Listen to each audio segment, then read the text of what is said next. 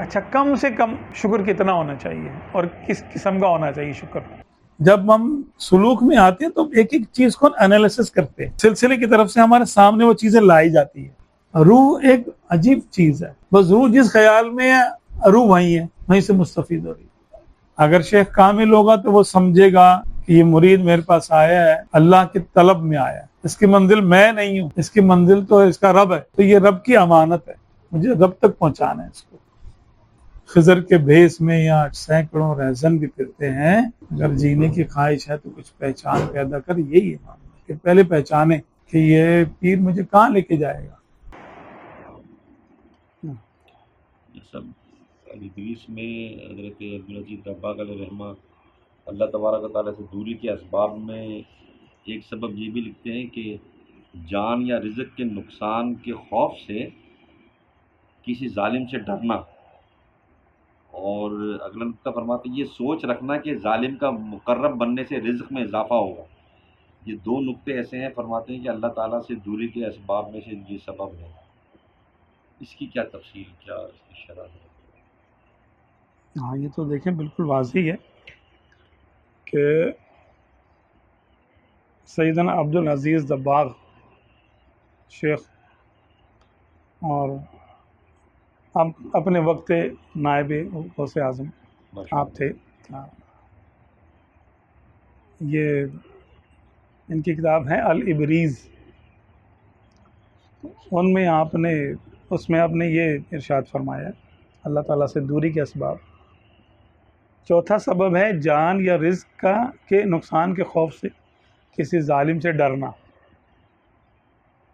خالی ڈرنا، ابھی کچھ کیا نہیں ہے، کسی ظالم سے ڈرنا بھائی یہ میرا رزق کم کر دے گا اور یا یہ میرے کو جانی نقصان پہنچائے گا۔ فرماتے ہیں کہ یہ اللہ تعالیٰ سے دور کر دینے والے اسباب میں سے ایک سبب ہے۔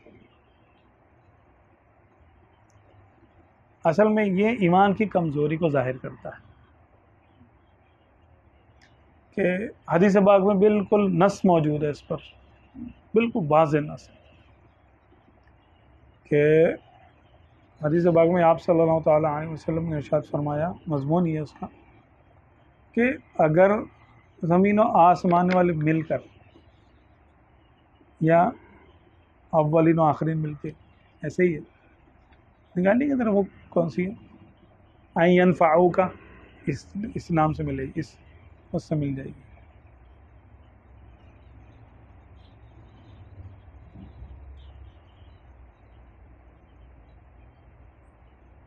ظاہری سبب بھی دیکھا جائے گا، وہ ارشاد جی جی انشاءاللہ۔ آج کل جو حالات چل رہے ہیں ایسے ہی ہے، ایسے ہی ہے، جو ہاں ایسے ہی ہے۔ اور یہ ہو جاتا ہے، رزق کم ہو جاتا ہے بظاہر استغفر اللہ۔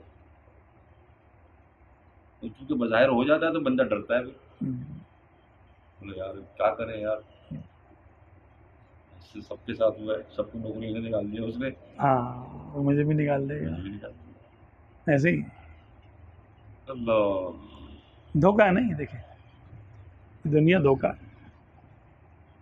ہاں واہ سبحان اللہ سبحان اللہ۔ ایک حدیث پاک ہے اتنی پیاری، میں چاہتا ہوں پوری پڑھوں۔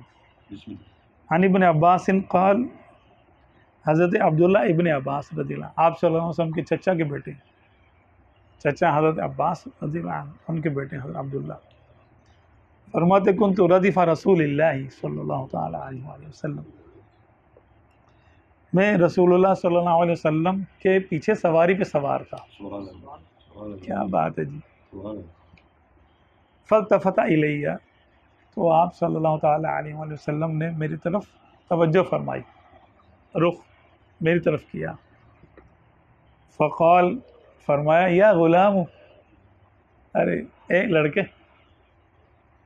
اب پیار کا اے لڑکے، احفظ اللہ، اللہ کو یاد رکھ، یہ احفظ کا، اللہ تعالیٰ تجھے اپنی توجہ میں رکھے گا، اور اللہ بھولنے سے تو پاک ہے۔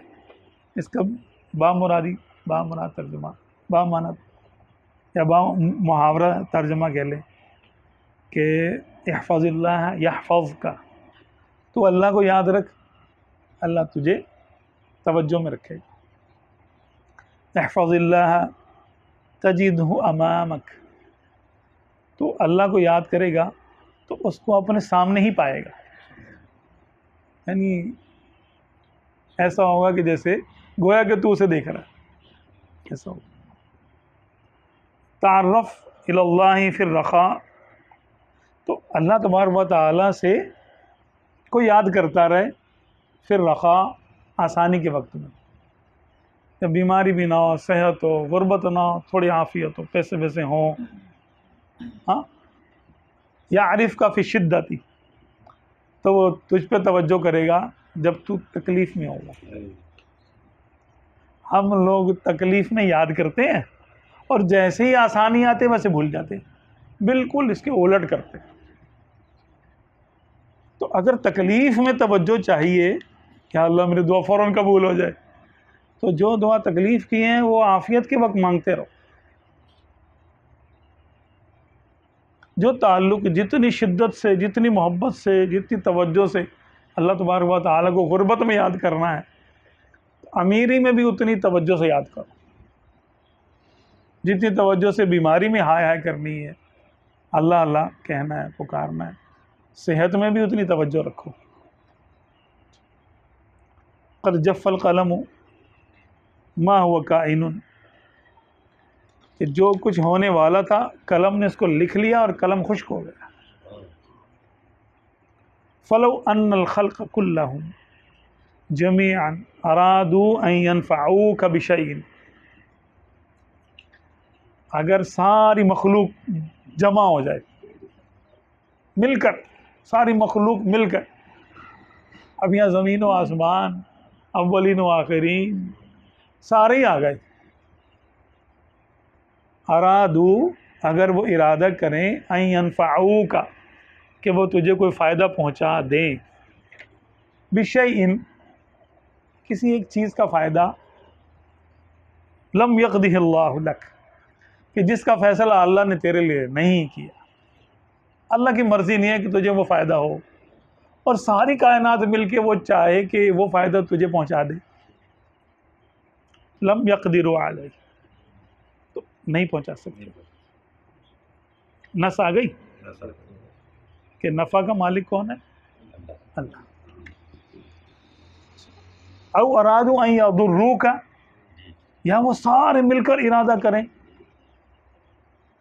فرشتے بھی آ گئے، بڑے موکلات بھی آ گئے، جنات بھی آ گئے، بختانوش یکتانوش، یہ شہنشاہ جنات جو ہوتے ہیں عاملوں کے، وہ بھی آ گئے، سمندر کی مخلوق، آسمان کی مخلوق، وزیر اعظم، آرمی سٹاف کا چیف، ہاں، اور مافیا کے بڑے بڑے جو زمینی اپنے آپ کو خدا کہتے ہیں کہ ہم بھی بہت کچھ کر سکتے ہیں، ارادوا ان یضروک، کہ وہ تجھے کوئی نقصان پہنچائے، بشیء، کسی ایک چیز کا، لم یقدہ اللہ علیک، اور اللہ نے اس کا ارادہ نہیں کیا، اللہ نے وہ تیری تقدیر میں وہ نقصان نہیں لکھا، لم یقدروا علیہ، تو اس پر قدرت نہیں رکھیں گے، نہیں کر سکتے، تمہیں وہ نقصان نہیں پہنچا سکتا۔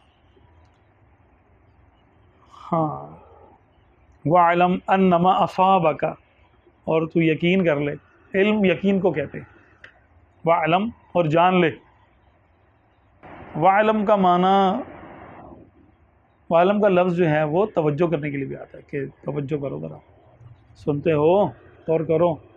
اور علم دو جگہ بولا جاتا ہے، ایک تو جہاں پر یقین کامل ہو، اور ایک جہاں پر ظن غالب ہو،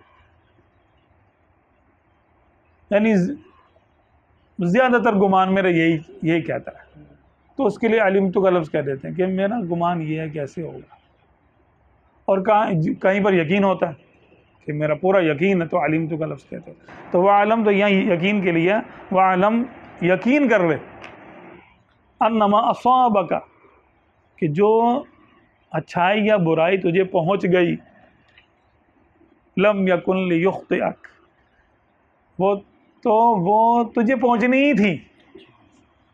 لم یکن لیخطئک، وہ تجھ سے خطا نہیں کرنے والی تھی تو تجھ تک پہنچتی. کچھ بھی ہوتا تجھ تک پہنچے گی. وما اخطاک، ٹھیک ہے، اور جو تجھ تک نہیں پہنچی، لم یکن لیصیبک، تو وہ تجھ تک پہنچنی تھی نہیں.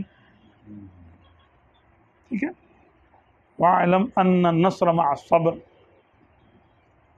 اور یقین کر لے کہ اللہ کی مدد صبر کے ساتھ ہے. وَأَنَّ الْفَرَجَ مَعَ الْكَرْبِ، اور مصیبت کے ساتھ آسانی ہے، تکلیف کے ساتھ آسانی ہے، تنگی کے ساتھ وسعت ہے. وَأَنَّ مَعَ الْعُسْرِ يُسْرًا، اور یہ بھی جان لے، یقین کر لے کہ تکلیف کے بعد آسانی. ایک ہی مضمون کے الفاظ.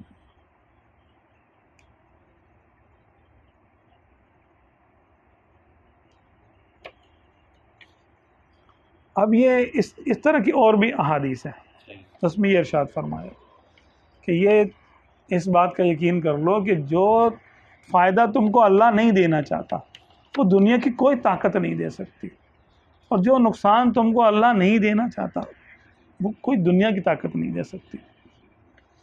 اب اس خوف سے ظالم سے ڈرنا کہ بھئی یہ بذات خود مجھے کوئی نقصان پہنچا سکتا ہے، یہ اللہ سے دوری کا سبب ہے. گویا اس کی توجہ اللہ کی قدرت پہ نہیں ہے، بندے کی قدرت پہ ہے. حالانکہ اللہ کی قدرت کے تابع بندے کی قدرت ہے. وہ ظالم بندے کو نقصان پہنچانے پر اسی وقت قادر ہوگا جب اللہ کی مرضی ہے. اور کوئی شخص جو آپ کو فائدہ پہنچانا چاہ رہا ہے وہ اسی وقت فائدہ پہنچانے کی نیت کرے گا یا فائدہ پہنچانا چاہے گا یا فائدہ پہنچا سکے گا جب اللہ کی مرضی ہوگی. تو اس میں توجہ ہمیں رکھنی ہے اللہ تبارک و تعالیٰ پر. حکم یہ ہے کہ اپنی توجہ الی اللہ. ٹھیک ہے، ظالم کو اللہ نے قدرت دی ہے، وہ اگر آپ کو نقصان پہنچاتا ہے تو اللہ کی دی ہوئی طاقت سے ضرور پہنچا سکے گا. اور فائدہ مند ڈاکٹر ہے، یہ ہے، جو بھی چیزیں مطلب ہے کہ کوئی سیٹ ہے، کوئی امیر آدمی ہے یا کوئی آفیسر ہے، وہ آپ کو کوئی فائدہ پہنچانا چاہتا ہے تو پہنچا سکتا ہے اگر اللہ چاہے. یہ ہمیں ضرور ذہن میں رکھنا ہے کہ اگر اللہ نے چاہا انشاءاللہ. ٹھیک ہے. اب یہاں پر سوال یہ آتا ہے کہ کیا بندہ ڈرے نہیں اس سے؟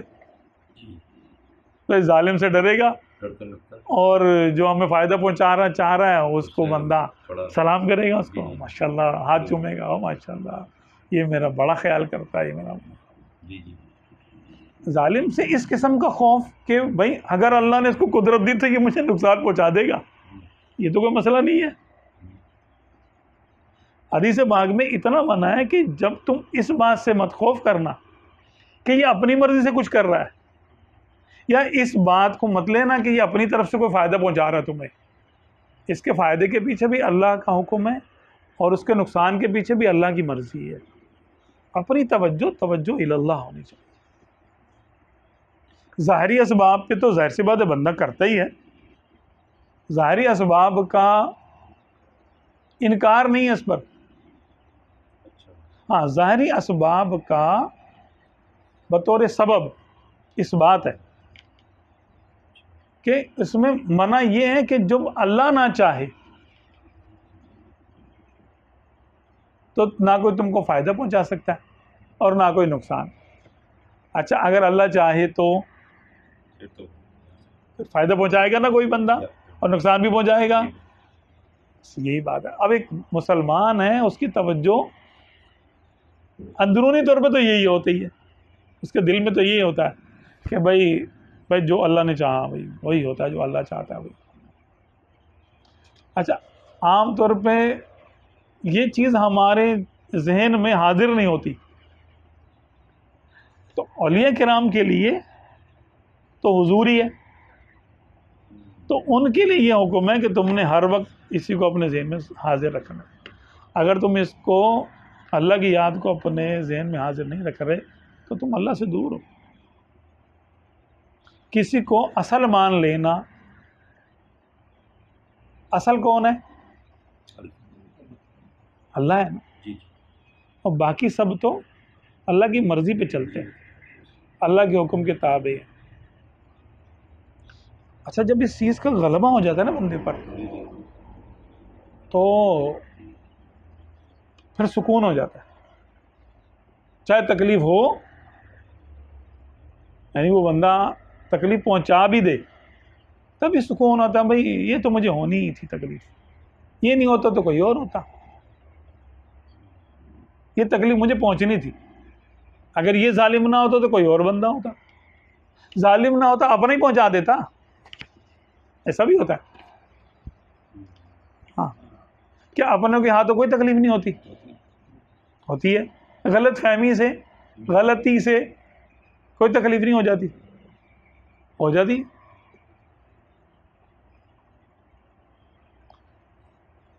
تو جو نقصان پہنچنا ہے اللہ کی طرف سے, جو فائدہ پہنچنا ہے اللہ کی طرف سے. اب ظالم جو ہے یا فائدہ پہنچانے والا, اس کو ہم نے اصل نہیں سمجھنا, بس یہ. بدلہ بھی نہیں لیں گے. ہاں, صوفیہ کرام تو کہتے ہیں کہ بدلہ نہیں لو. اس کی وجہ یہی ہے. اس کی وجہ یہی ہے. حقیقت تو یہی ہے نا بھائی, وہ تو ایک سبب کے طور پہ استعمال ہو گیا بس. اب ایک بزرگ راستے میں جا رہے تھے تو کسی نے پیچھے سے آ کے ان کے سر پر ایک زور سے تھپڑ مارا. آپ نے گھوم کے دیکھا پیچھے تو اس نے یہی بولا, بھائی آپ تو کہتے اللہ کرتا ہے, کیا دیکھ رہے ہیں آپ کیا دیکھ رہے ہو؟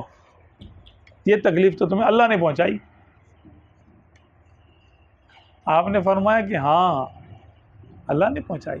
میں یہ دیکھ رہا تھا کہ بیچ میں اپنا منہ کس نے کالا کیا.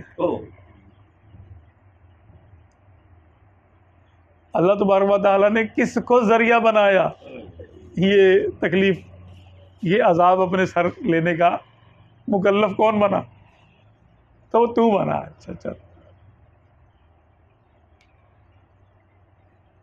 جو ظالم تھا اس کو تو سزا جو بھی ہے اس کو تو ملے گی نا.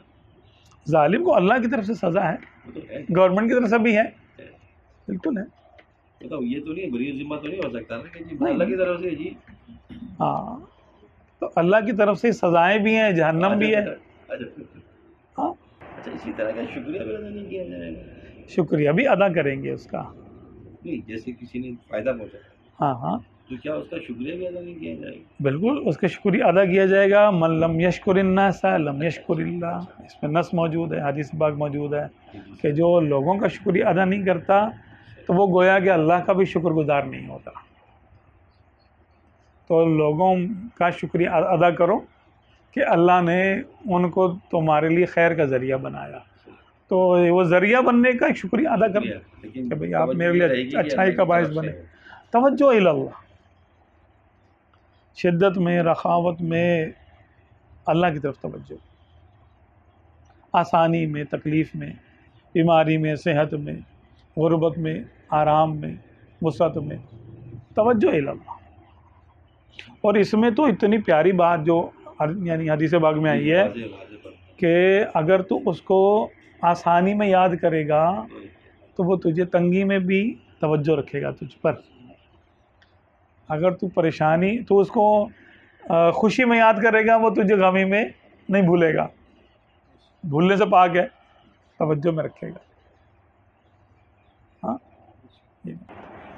تو اگر ہم یہ چاہتے ہیں کہ ہمارے معاملات اچھے چلیں, اچھا دیکھیں بہت ساری نعمتیں تو ہمیں حاصل ہوتی ہیں, کروڑ ارب خرب نعمت حاصل ہے, ایک نعمت حاصل نہیں ہے.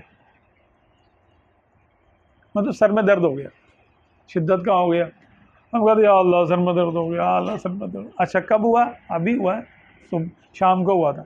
اس سے پہلے تو نہیں تھا. اس سے پہلے شکر ادا کیا تھا سر میں درد نہ ہونے کا, تو وہ تو نہیں ادا کیا تھا. اچھا داڑھ میں تو درد نہیں ہے, نہیں داڑھ میں تو نہیں ہے, تو اس کا شکر ادا کر لیا آپ نے. ایسا کان میں درد ہے؟ نہیں، کان میں بھی نہیں ہے، تو کان میں درد نہ ہونے کا شکریہ ادا کیا۔ آنکھوں میں دانا تو نہیں ہے آپ کی کوئی؟ نہیں، آنکھ میں درد نہیں ہے، کوئی بیماری بھی نہیں ہے، نہیں، تو اس کا شکریہ ادا کیا اللہ تعالیٰ کا۔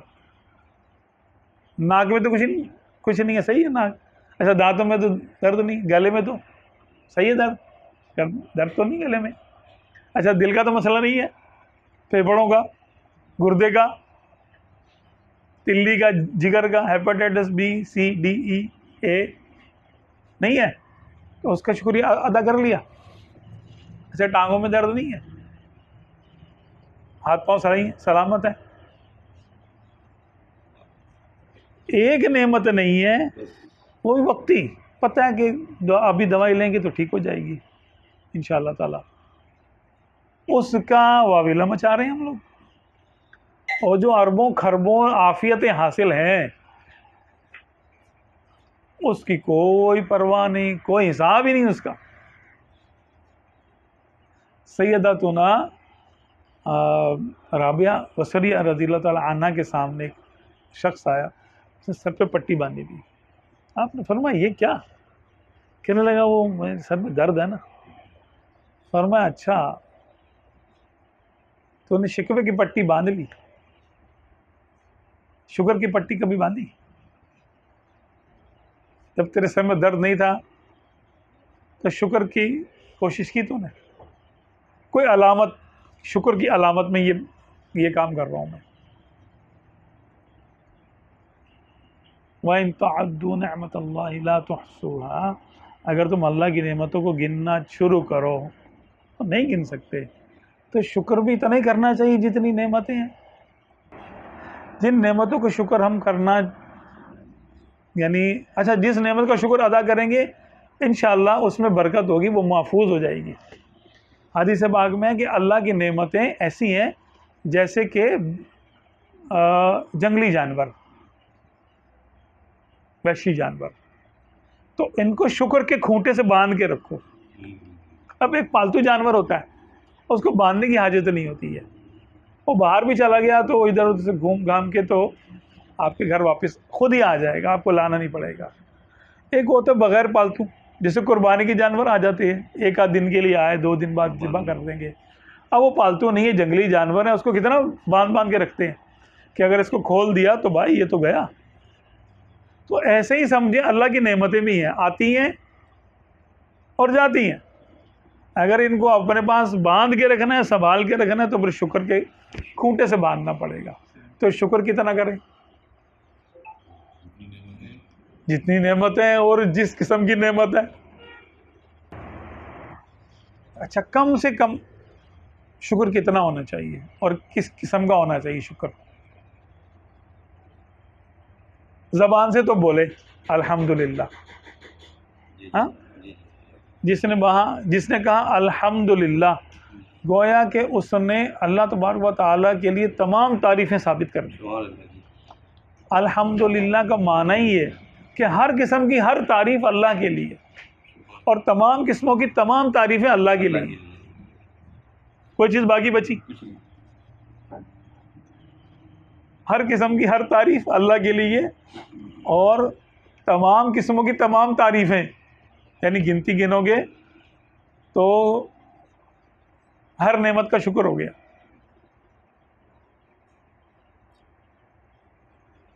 الحمدللہ ایک بار کہنا بھی ایسے ہی ہے جیسے اللہ نے آپ کو توفیق دے دی اور آپ نے اس کی ساری نعمتوں کی تعریف کر دی، شکر ادا کر دیا۔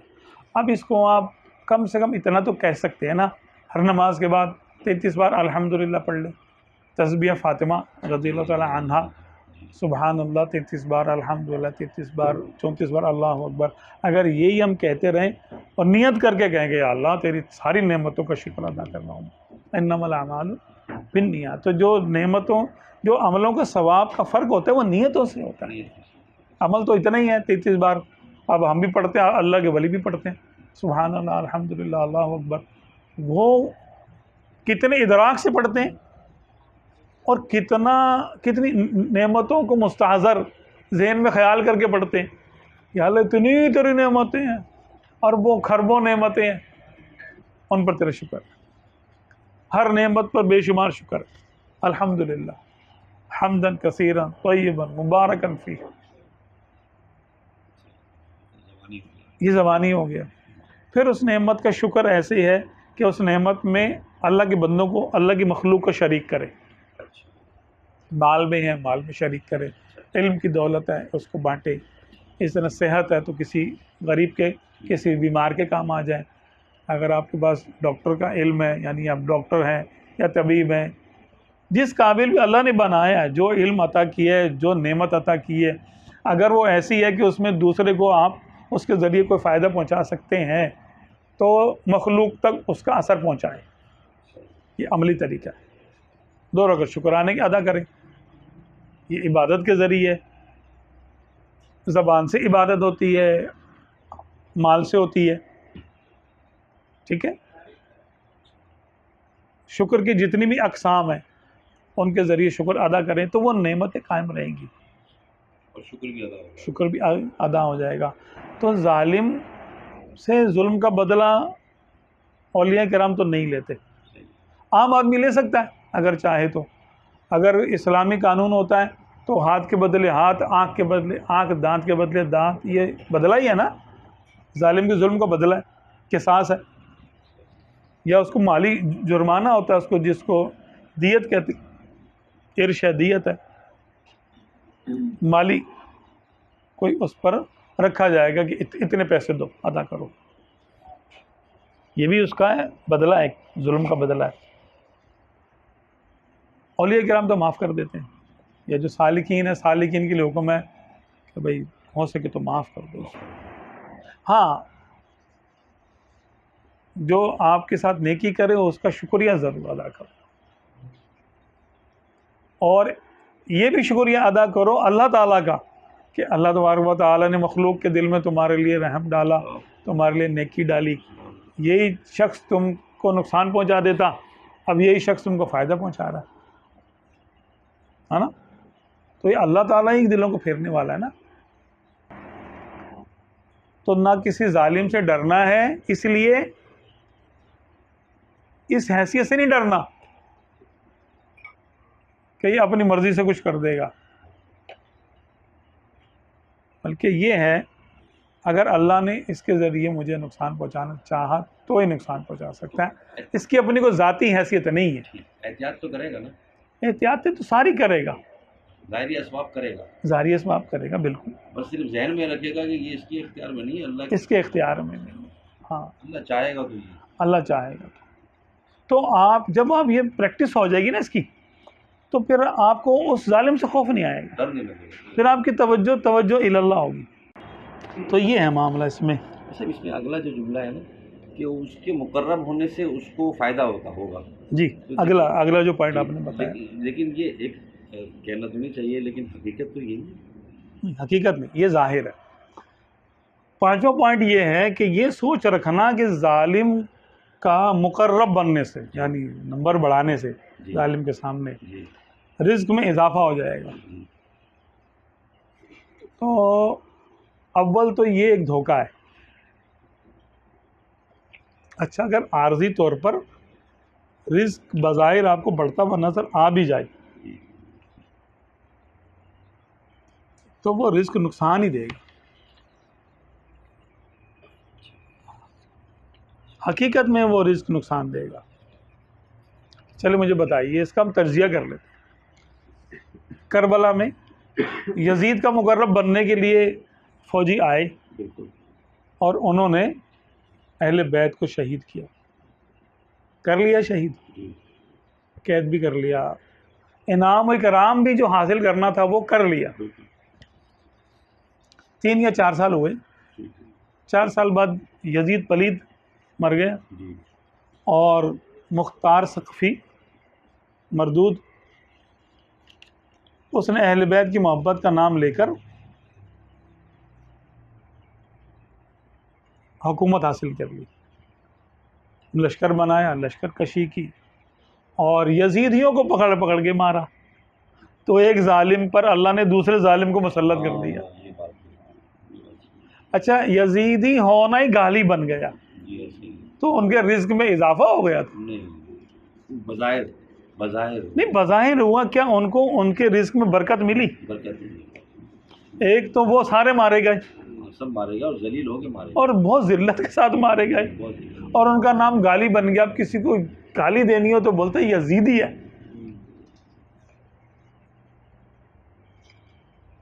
نہیں ہوتا. ظالم کا مقرب بننے کا رزق میں اضافہ نہیں ہوتا. ہاں اللہ تبارک و تعالیٰ بطور امتحان کے بظاہر کچھ اضافہ کر کے دکھا دیتا ہے تاکہ جس نے الگ ہونا ہے وہ ہو جائے, جس نے ظالم کا ساتھ چاہنا ہے وہ چاہے.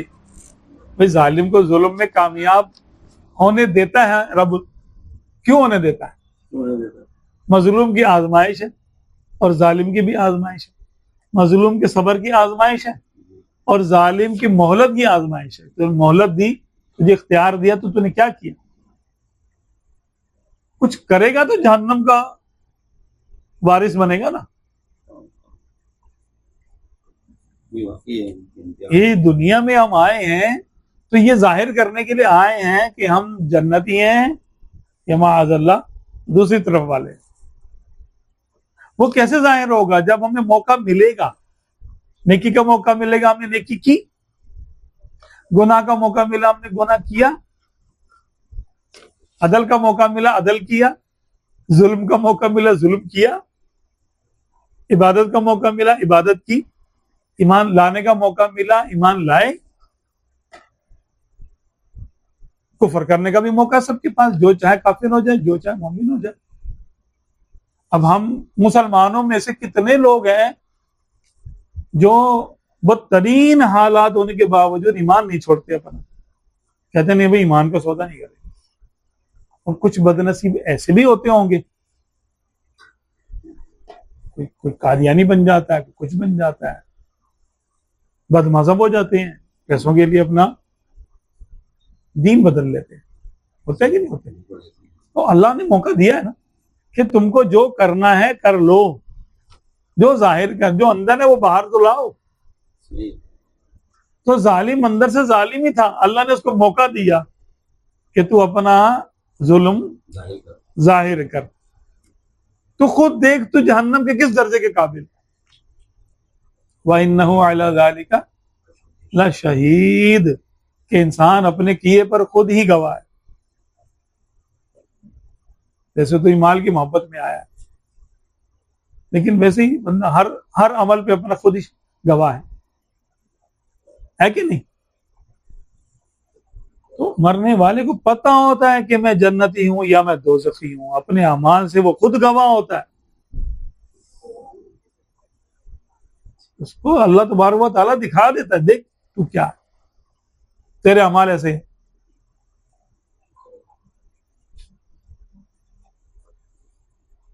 تو یہ جو تنخواہ بڑھ رہی ہے, جیسے عام طور پر ہوتا ہے کہ ظالم کے ساتھ جو کلیگ ہوتے ہیں ان کے اس کے ساتھ چلے جاتے ہیں, پتہ ہے ظالم ہے, ان کی سیلریاں بھی بڑھ جاتی ہیں. تو یہ جو وہ بندہ ہوگا جو کہے گا نہیں یہ تو ظالم ہے, وہ اپنے آپ کو کیسے منائے؟ اس کی تنخواہ بھی کم کر دی اس نے. توکل علی اللہ, یہی تو فرمایا ہے کہ اللہ پہ توکل, کہ یہ آزمائش ہے.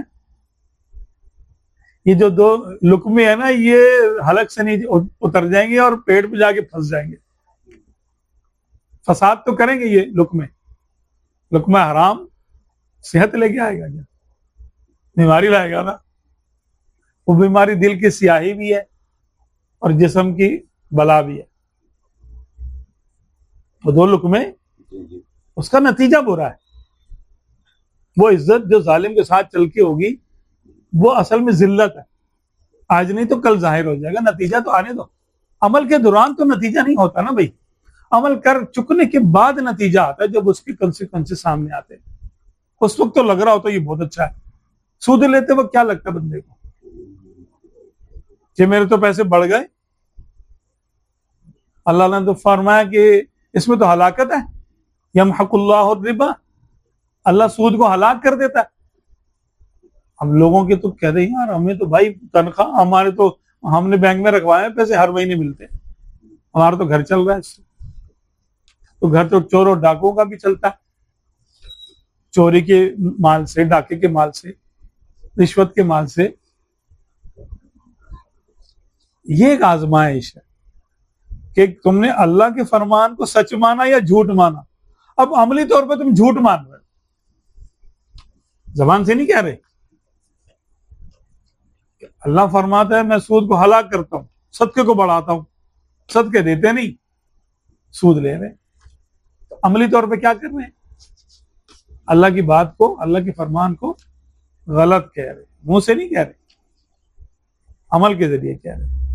یہ آزمائش کہ کافر تو بولے بولے، مسلمان بھی کہہ رہا ہے زبان حال سے. تو یہ اللہ سے دوری کا سبب ہے. ٹھیک ہے، بلکہ حدیث پاک میں یہاں تک ہے کہ من مشا مع ظالم، اس طرح کر کی روایت ہے، اس کو نکالیں تو آپ آ جائے گی کہ جو ظالم کے ساتھ ایک قدم چلا یہ جانتے ہوئے بھی کہ یہ شخص ظالم ہے، تو اس نے اسلام کا پٹا اپنے گلے سے اتار دیا، وہ دائرہ اسلام سے گویا خارج ہو گیا. تو ظالم کے ساتھ چلا جانتے بوجھتے کہ یہ ظالم ہے، اسلام سے خارج ہو گیا.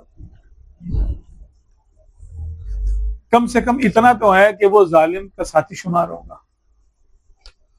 اشارہ کرنے میں ظلم کے ساتھ شریک ہوا، کوئی کسی کو ظلمن قتل کر رہا ہے یا نقصان پہنچانا چاہتا ہے اور دوسرے نے صرف اشارہ کر دیا، من مشا کر کے آئے گا، یا صرف اشارہ کر دیا کہ وہ مظلوم وہاں ہے، گلی میں ہے، پتھر کے پیچھے ہے، درخت کے پیچھے ہے، فلاں اسٹیشن پہ ہے، فلاں جگہ ہے، فلاں گھر میں ہے، تاکہ یہ جا کے اس کو نقصان پہنچا دے، پکڑوا دیا، مروا دیا، نقصان، کچھ مالی نقصان پہنچا دیا. ایک اشارے کے ذریعے ظلم میں شریک ہو گیا، ظالم کا ساتھ دے دیا. حدیث پاک کے مطابق اس نے اسلام کا پٹا اپنے گلے سے نکال دیا.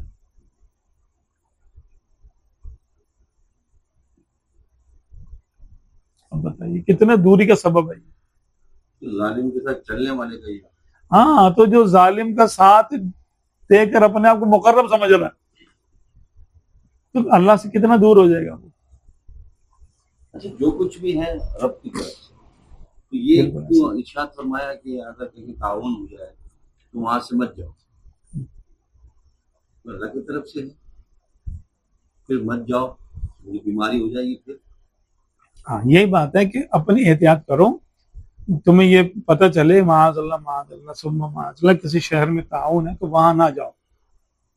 کیا کہ لا تلقوا بأیدیکم الی التہلکہ، کہ اپنے نفس کو، اپنی جان کو جان بوجھ کے ہلاکت والی جگہ پہ مت لے کے جاؤ، ہلاکت میں نہ ڈالو. کہ اللہ کی مرضی وہاں کے لوگوں پر آزمائش لانا ہے اور تم وہاں اپنے آپ کو آزمائش میں ڈال رہے. اللہ کی مرضی کو دعوت دے رہے ہو یا اللہ مجھے بھی آزما لے، تو آزما لے گا پھر. اچھا صحیح. ہاں، یہ بات یہ نہیں کہ ابھی وہاں ہو رہا ہے میری رسید میں نہیں، کچھ نہیں ہوگا. نہیں ایسا نہیں، وہ حکم کی پیروی ہے اپنے کو. اچھا، یہ بھی ہے کہ جو اس شہر میں لوگ ہیں ان کو حکم ہے کہ تم شہر میں ٹھہرے رہو، جہاں تعاون آ جائے وہاں ٹھہرے رہو، وہاں سے نکل کے بھاگو نہیں. کہ جو اللہ نے اس شہر کے لیے، اس گاؤں کے لیے اگر آزمائش کا ارادہ کیا تو تم بھی شامل ہو اس میں. یہاں سے نکلنے سے تم بچ نہیں پاؤ گے، اللہ کی تقدیر سے مت بھاگو. ہاں، یہ آ گیا نا. من مشا مع ظالم لیقویہ وهو يعلم انه ظالم فقد خرج من الاسلام. سرکار اعظم صلی اللہ علیہ وسلم کے ارشاد فرماتے ہوئے فرماتے تھے جو شخص ظالم کے ساتھ چلتا ہے تاکہ وہ اس کو تقویت پہنچائے، حالانکہ وہ جانتا ہے کہ وہ ظالم ہے، ایسا شخص اسلام سے خارج ہوتا ہے۔ اچھا، جو یہ بتائے گا اس میں اشارہ کرے گا وہ بھی اس میں شامل ہے؟ ہاں بالکل۔ اشارہ کرنے والے سے یہ شخص برا ماننے کا حق تو نہیں رکھتا نا، اس لیے کہ وہ جو اشارہ کر رہا ہے یہ بھی اس کے نصیب میں تھا، یہ بھی اس کے اس سے بھی۔ نہیں دیکھو، جس کی جو حیثیت ہے اس حیثیت کو تو سمجھے گا نا۔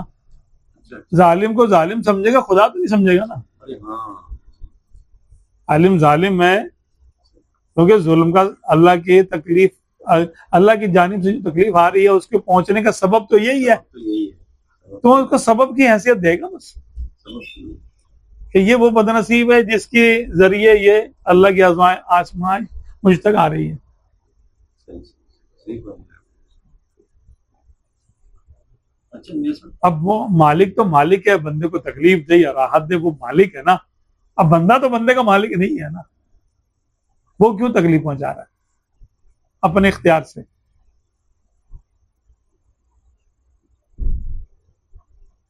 اچھا اس میں صوفیہ کسی سے ڈرتے نہیں تھے، تو یہ سب یہ ایک سالک میں یہ نعمت سالک کو کب ملے گی؟ جب اللہ کسی سے نہ چاہے۔ ڈرے۔ دیکھیں جب ہم جس کی کوشش کرتے ہیں نا، جی جی، اچھوں کی نقل کرتے کرتے کرتے کرتے ہو اس جاتا ہے۔ کیفیت میں آ جاتا ہے، ہو جاتا ہے۔ ایک دم سے تو نہیں آئے گا، ٹائم لگتا ہے اس میں، آہستہ آہستہ آہستہ آہستہ آہستہ بندے کی روحانی ترقی ہوتی ہے، ایمان میں ترقی ہوتی ہے، ہوتے ہوتے ہوتے اس کو وہ ایمان کی کیفیت حاصل ہو جاتی ہے۔ ایک دن میں تو نہیں ہوتا۔ یہ اس پروسیس کیا کرے، کیا پروسیس تو بس یہی ہے کہ اپنے ذکر و اذکار اور مخلوق میں غور۔ اصل میں یہ خود بخود ہی ہوتی ہے، تربیت کا حصہ ہی ہے، اچھا تو خود ہی ہو جائے گی آپ کی تربیت۔ اگر آپ کی تربیت من جانب اللہ ہو رہی ہے تو یہ مرحلہ بھی وہ خود تک طے جو نے کروا دیتا ہے۔ کیا پتا ہمارا وہ والا معاملہ ہماری تربیت میں تھا، تربیت کے لیے تھا، کیا ہوتا ہے تمہارے ساتھ؟ ہاں بھائی، ہم پر جو اس وقت لوگوں کی طرف سے ہمیں خوف ہوتا ہے کہ نہیں ہوتا؟ ہم گھر سے باہر جاتے ہیں، پاکستان میں کراچی میں خاص طور پہ، اب یہاں پر کتنی بلائیں ہمارے منتظر ہیں۔ پہلے تو بھائی آپ کے روڈ ہی صحیح نہیں ہے، روڈ پہ آپ گاڑی چلاؤ گے بھائی کوئی معاذ اللہ ایکسیڈنٹ ہو سکتا ہے، گاڑی پلٹ سکتی ہے، گر سکتی ہے، پنچر ہو جائے گی، چلتے چلتے پنچر ہو جائے گی، پھر کہیں رک نہیں سکتے، روکیں گے تو آپ کے موبائل اگر جیب میں ہے، نقدی ہے، خطرہ ہے، خوف ہے کہ کچھ ہو سکتا ہے۔ ہر دوسرے بندے کے ساتھ ہوا ہے تو اس کا خوف تو ہوگا۔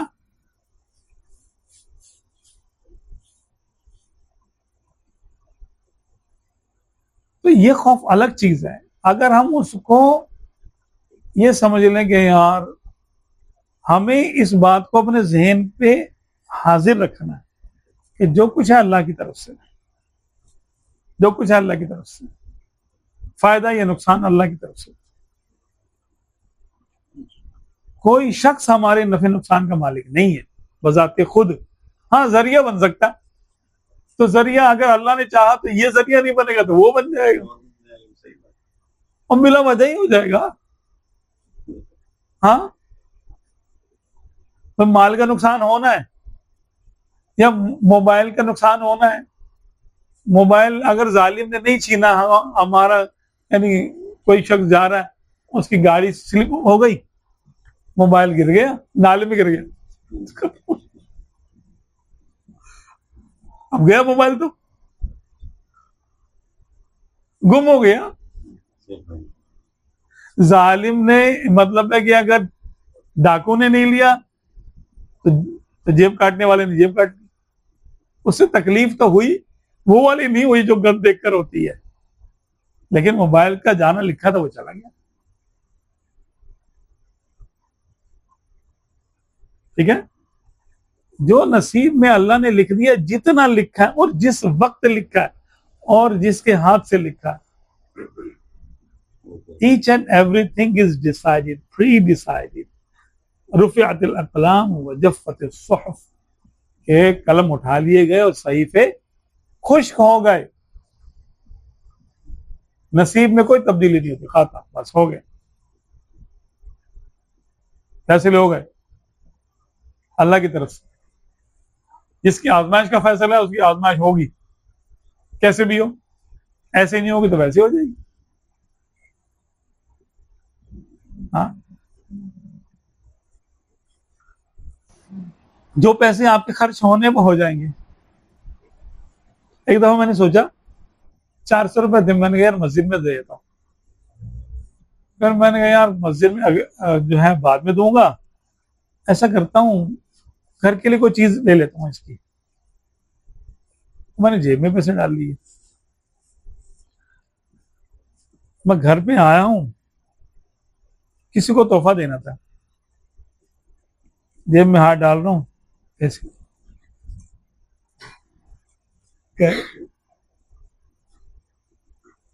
اب وہ جانے ہی تھے, وہ گھر میں خرچ نہیں ہونے تھے پیسے. مسجد میں چلے جاتے, میں اپنے ہاتھ سے کر دیتا تھا, ہو سکتا کوئی ثواب کا کام ہو جاتا ہی اس سے, لیکن وہ چلے گئے. میں نے نیت چینج کی اپنی, تو نیت چینج کرنے سے کچھ بھی نہیں ہوا, ہونے والا کام ہو گیا. صحیح ہے نا, ایسا ہوتا ہے ہمارے ساتھ. تو جب ہم سلوک میں آتے ہیں تو ایک ایک چیز کو انالیسس کرتے ہیں, سلسلے کی طرف سے ہمارے سامنے وہ چیزیں لائی جاتی ہیں اور ذہنوں میں اس کو سمجھایا جاتا ہے, دل میں وہ بات آتی ہے, یہ بات یوں تھی نا, یہ بات یوں بھی ہو سکتی تھی. جیسے کوئی استاد پڑھا رہا ہوتا ہے, ایک ایک چیز سمجھا رہا ہوتا ہے. اس کو کہتے ہیں زندہ سلسلوں کا فیض, کہ واقعات تو سب کے ساتھ ہوتے ہیں, لیکن کوئی اس سے سبق لے لیتا ہے اور کوئی اس پہ واویلا شروع کر دیتا ہے, یہ کیا ہو گیا, کیوں ہو گیا, وائی می میرے ساتھ کیوں کر کے رونا شروع کر دیتا ہے, نفسیاتی مریض بن جاتا ہے. اور دوسرے کے ساتھ وہی معاملہ ہوتا ہے, وہ سیکھ ساکھ کے ولی بن جاتا ہے, اللہ کے رازوں کو سمجھنا شروع کر دیتا ہے. اچھا یہ بات ایسے ہی ہے, ٹھیک ہے, یہ بات ایسے. اب ایک صاحب کہتے ہیں کہ بھئی جب میری دکان پہ زیادہ گاہک آتے تو میں سمجھ جاتا ہوں یار آج کوئی مہمان آئے گا, اس کا رزق آ رہا ہے, یا کوئی بندہ مجھ سے پیسے مانگنے آئے گا ادھار میں, یا کہیں نہ کہیں, یا اللہ نہ کرے کہیں بیماری ہو جائے گی. کہ پیسے زیادہ کیوں آ رہے ہیں, یہ کسی کے ہیں جو میرے پاس آ رہے ہیں. تو ہم ایک شام کے بزرگ نے دعا دی, اللہ کرے تمہارا مال متقی لوگ کھائیں, اللہ تمہارے مال میں متقیوں کا حصہ زیادہ کرے, نیکوں کا حصہ زیادہ کرے. شروع میں نے تو اس پر غور نہیں کیا, میں نے کہا اچھا بھی آمین. بعد میں غور کیا کہ یار کسی کے مال میں ڈاکٹروں کا حصہ زیادہ ہوتا ہے, طبیبوں کا, ظالموں کا, چوروں کا, ڈاکوؤں کا, لٹیروں کا, کرپشن کرنے والوں کا, مال لے کے کھا جانے والوں کا حصہ زیادہ ہوتا ہے اس کے مال میں. اور کسی کے مال میں نیکوں کا حصہ زیادہ ہوتا ہے, وہ کسی کو تحفہ دے گا, مسجد میں دے گا, بزرگوں کے نام پر خرچ کرے گا, اللہ رسول کے نام پہ خرچ کرے گا, اس کے مال میں یہ ہوتا ہے. تو یہ بڑی دعا ہے, بہت بڑی دعا ہے کہ اللہ تمہارے مال میں نیکوں کا حصہ زیادہ کرے. جیسا یہ مراقبہ اور مکاشفہ دونوں میں کیا فرق ہے, اور ان دونوں کا طریقہ کیا, کس طرح یہ دونوں چیزیں حاصل ہوتی ہیں, کیا پروسیس ہے؟ دیکھیں مراقبہ تو ہم خود کرتے ہیں. مراقبہ کہتے ہیں کہ نگرانی کرنا. ایک طریقہ یہ ہے, امام غزالی رحمۃ اللہ علیہ مراقبہ اس کو کہتے ہیں کہ آپ اپنے اعمال کو نوٹ کریں, دن بھر میں نے کیا کیا. تو بزرگان دین کا طریقہ یہ تھا کہ دن کے آخری حصے میں, یعنی اس دور میں مغرب پہ دن ختم ہو جاتا تھا, یعنی سورج غروب ہوا اور دن ختم ہو گیا, اب رات شروع ہو گئی. اب لائٹیں تو ہوتی نہیں تھی ایسی خاص, اور لوگ عشاء پڑھتے تھے اور سو جاتے تھے اور فجر سے پہلے اٹھ جاتے تھے. فجر سے لے کے مغرب تک کا جو ٹائم ہوتا تھا وہ ان کا دن کہلاتا تھا. وہ عصر کے بعد بیٹھ جاتے تھے اکیلے اہل سلوک یا نیک لوگ, اور دن بھر کے اعمال پہ اپنے غور کرتے تھے. فجر کے بعد کیا کیا, کیا لینا کیا دینا, کیا کاروبار, کیا کھایا کیا پیا, کیا بولے, کسی سے وعدہ کیا, قسم کھائی نہیں کھائی, کسی سے لین دین کیا, وہ ان میں شریعت کا کتنا لحاظ رکھا, طریقت کا کتنا لحاظ رکھا. اپنے نفس پہ جو ہم نے کام آج کے دن لاگو کیے تھے, وظائف پورے پڑے, کوئی کلمہ فالتو تو نہیں بولا آج کا, کوئی کس بیانی جھوٹ تو نہیں کیا, نہیں بولا آج, جھوٹی قسم تو نہیں کھائی. اپنے اعمال کا پورا حساب لیتے تھے, جائزہ لیتے تھے. اس کو کہتے ہیں مراقبہ. یہ عملیات یعنی یہ اعمال کی قسموں میں سے ہے. بعض مراقبے ایسے ہوتے ہیں جو صوفیہ کرام کا طریقہ ہے, اہل نقشبند کا طریقہ ہے, خاص طور پہ اہل نقشبند. وہ یہ کرتے ہیں کہ آنکھیں بند کر کے بیٹھتے ہیں اور ذکر و اذکار کرنے کے بعد وہ انوار کا انتظار کرتے ہیں کہ ذکر و اذکار کرنے سے اس ذکر کی کون سی تجلی ہماری طرف متوجہ ہو جائے. مراقبہ انتظار کو بھی کہتے ہیں, رقیب دیکھنے والا, مراقبہ اس کو بھی کہتے ہیں. ایک طریقہ یہ ہے. اچھا, اس میں پھر مراقبہ موت بھی ہے. 6-7 قسم کے مراقبے ہوتے ہیں. تجلیات کا مراقبہ ہے, اللہ تبارک و تعالیٰ کی طرف سے جو انوار و تجلیات آ رہے ہیں ان کا مراقبہ ہے. اپنی موت اور موت کے ماں بعد کے معاملات پر غور کرنا اور اس میں انتظار کرنا کہ مجھے کچھ دکھایا جائے کہ میرے ساتھ کیا ہوگا مرنے کے بعد, موت کے وقت کیا ہوگا, موت کے بعد کیا ہوگا, اور اس کے آگے کے معاملات کیا ہیں. مراقبہ موت ہوتا ہے. اچھا, یہ اس قسم کے جو مراقبے ہوتے ہیں وہ تصوف میں جب ہم کہتے ہیں نا مراقبہ کرنا تو اسی کو لیا جاتا ہے. ایک ہوتا ہے تصور شیخ کرنا, اپنے شیخ کا مراقبہ کرنا کہ شیخ کے تصویر کو اپنے سامنے لے کے آنا, اور وہ اسی لیے لایا جائے تاکہ انس حاصل, صحبت حاصل ہو, کیونکہ الصحبت مؤثرہ, صحبت کی تاثیر ہوتی ہے. تو جس کا خیال ذہن میں رہتا ہے اس کی شخصیت ہم پر اثر انداز ہوتی ہے, اور ہم بھی پھر آہستہ آہستہ آہستہ ویسے ہی ہو جاتے ہیں بغیر کسی کوشش کے. اب کسی اللہ کے ولی کی طرح ہماری عادتیں ہو جائے تو اس سے بڑی کیا بات ہے. تو یہ آسان سا طریقہ ہے اپنے آپ کو مولڈ کرنے کا, مراقبہ شیخ, جس کو تصور شیخ بھی کہتے ہیں. پھر اگر زیارت رسول اکرم صلی اللہ تعالی علیہ وآلہ وسلم ہو جائے تو اس کا مراقبہ. پھر اللہ تبارک و تعالیٰ کی طرف سے کچھ تجلیات آئیں ان کا مراقبہ. ایک یہ ہے کہ اپنے دل کا تصور ہے کہ میرا دل اللہ اللہ کہہ رہا ہے یا لا الہ الا اللہ کہہ رہا ہے, یہ تو ہر وقت کا مراقبہ ہے.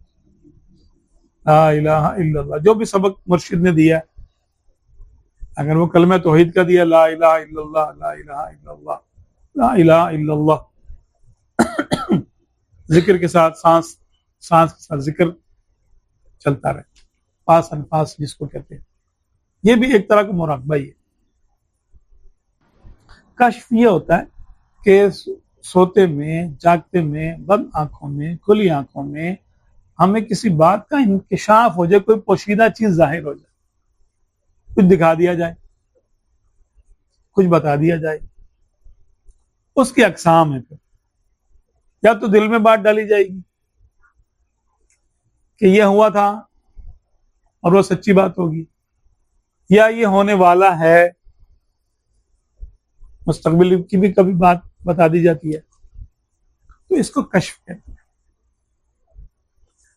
اب آنکھیں بند کر کے بھی جب آپ کچھ معلوم کرنا چاہتے ہیں، مثال کے طور پہ آپ کسی قبر میں کے پاس جا کر اس کے حالات معلوم کرنا چاہتے ہیں، اگر یہ با اجازت ہے تو کر سکتے ہیں. آپ کو کچھ عرصے کے بعد ہو سکتا ہے آپ کا عمل کامیاب ہو جائے تو آپ کو اس کے حوال سے مطلع کر دیا جائے.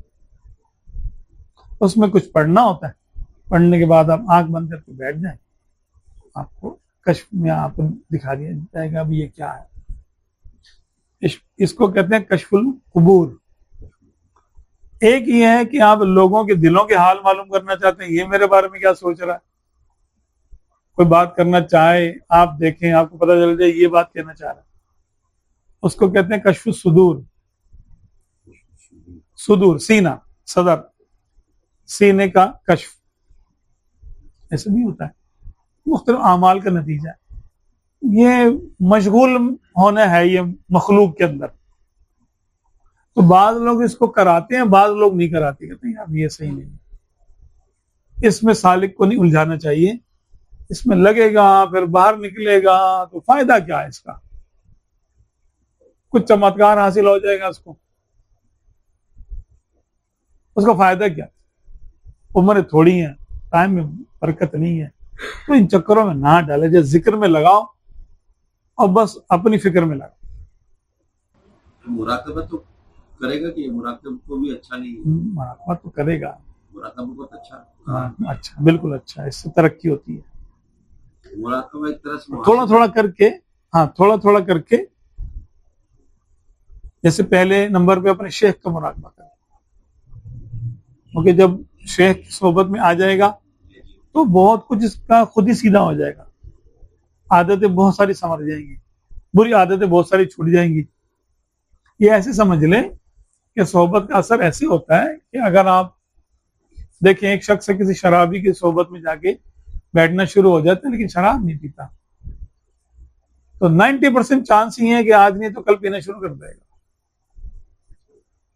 اور نہ بھی پیے گا تو کم سے کم اس کے برتنوں کی پہچان ہو جائے گی، اس کے ناموں کی پہچان ہو جائے گی، اس کی بدبو سونگنے کی پہچان ہو جائے گی. یہ والی ہے، اس کے طریقے آ جائیں گے کون سی شراب کس سے پی جاتی ہے نا، یہ اس کو معلومات ہو جائے گی.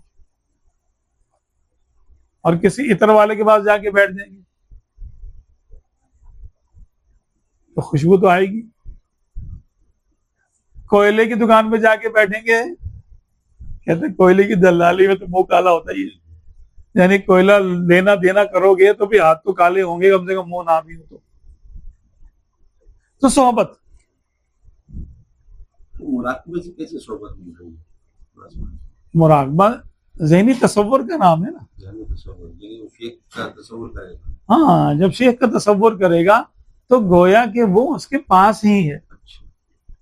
جب آقا دو عالم صلی اللہ علیہ وسلم کا تصور کرے گا یا سبز گنبد کا تصور کرے گا تو یہی مانا جائے گا کہ یہ اس کے پاس ہے. ہمیں اے رضا تیرے دل کا پتہ چلا بمشکل، در روضہ کے مقابل وہ ہمیں نظر تو آیا، یہ نہ پوچھ کیسا پایا. فرماتے ہیں نا کہ دل کہاں ہے؟ دل وہاں ہے جہاں آپ جس خیال میں آپ ہیں.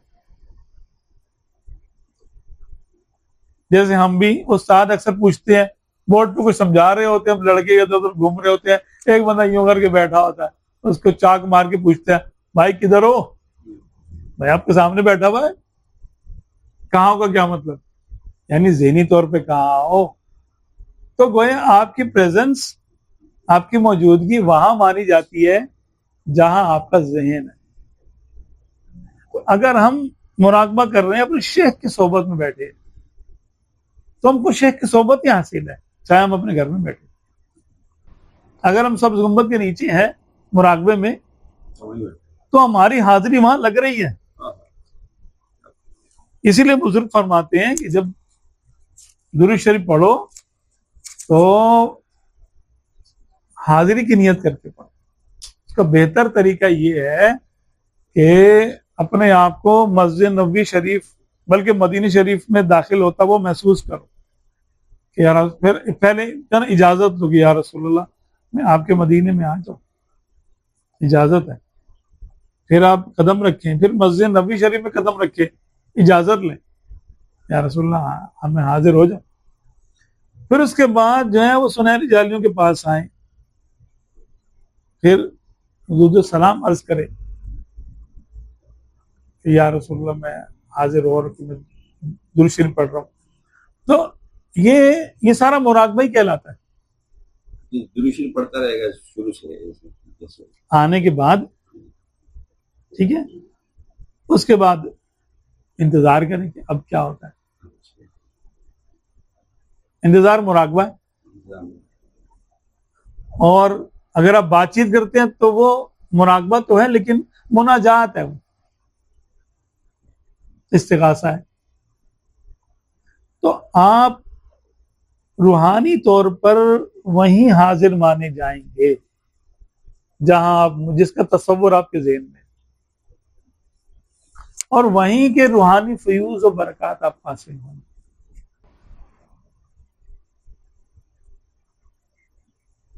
روح ایک عجیب چیز ہے، بس روح جس خیال میں ہے روح وہیں ہے، وہیں سے مستفید ہو رہی ہے. حدیث پاک میں ہے نا، اس کی مثال یوں ملتی ہے کہ اگر کسی محفل میں گناہ ہو رہے ہیں اور وہ کوئی شخص وہاں موجود نہیں ہے، اس کو پتہ چلتا ہے یار فلاں جگہ اتنے گناہ ہو رہے ہیں، یہ چاہتا ہے کاش میں بھی وہاں پر ہوتا، میں بھی یہ گناہ کرتا، تو یہ وہاں موجود مانا جائے گا، گناہ لکھا جائے گا.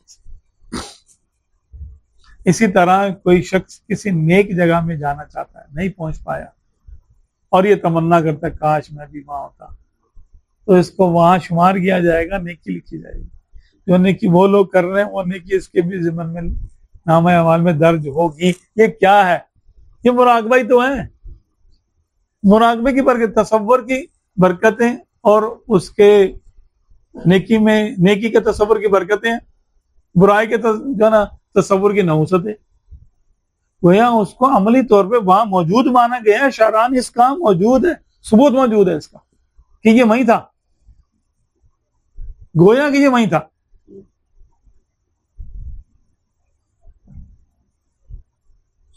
تو ہم تصور شیخ میں اگر شیخ کے پاس ہیں تو شرعاً بھی ہم وہاں موجود ہیں، شرعی دلیل سے. یہیں سے روحانیت میں کہ اس کو اس کا اثر ہوتا ہے. تو شیخ کی تصویر ذہن میں لائیں گے، تصویر ذہن میں لائیں گے، ان سے سوال جواب کریں گے، سوال جواب بھی کریں گے، تو وہاں سے اگر زندہ سلسلے میں پیر کامل موجود ہے تو اس کو انشاءاللہ جواب بھی ملے گا، اس کی رہنمائی بھی ہوگی. وہ کسی مشکل میں پھنس جائے گا تو اس کو اس کا جواب بھی ملے گا. روحانیت کے سلسلے میں اس کی رہنمائی بھی ہو جائے گی. کہاں نقطہ لگانا ہے، کہاں نہیں لگانا، یہ سب بتایا جائے گا. کس سوال کا جواب کیا ہے بتایا جائے گا. مثال کی بات بھی نا، مثال کے بعد بھی ہے. اچھا وہ حیات ہوں تب، دور ہوں تب بھی نا،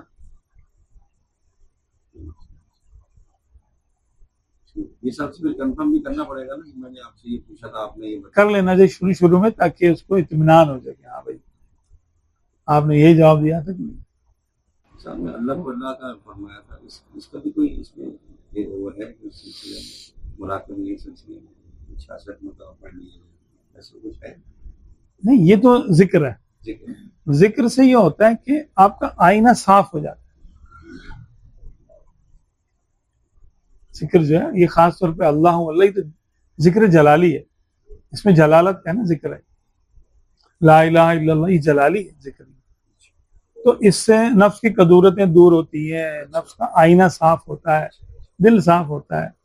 جب دل صاف ہوگا، آئینہ صاف ہوگا، تو اس میں کوئی تصویر آپ دیکھیں گے تو نظر بھی آئے گا. اب دل میں تو اگر کچرا بھرا ہوا ہے، آئینے میں مٹی جمی ہوئی ہے، تو نظر ہی کچھ نہیں آئے گا.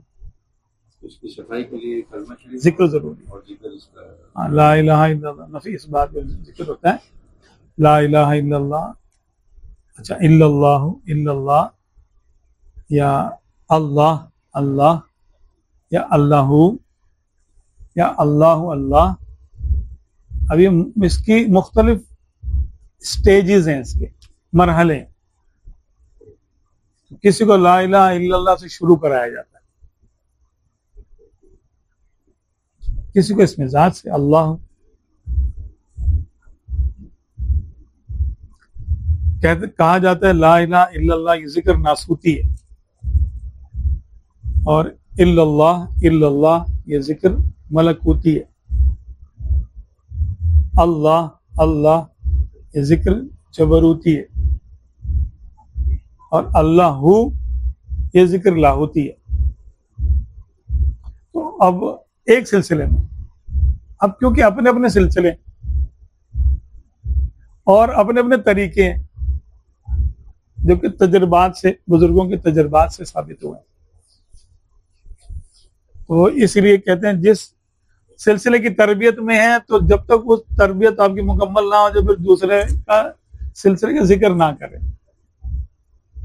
یہ ان مریدوں کے لیے جو کہ سلسلے میں چل رہے ہوتے ہیں، جس کو کہتے ہیں نا کہ وہ ارادت میں ہوتے ہیں شامل، اور جنہوں نے یہ ہوتا ہے سامان بیچنا ہے، رشتہ کرانا ہے، نوکری ہے، برکت کے لیے پڑھ رہے ہیں، وہ پھر ان میں ایسی پابندی نہیں ہے.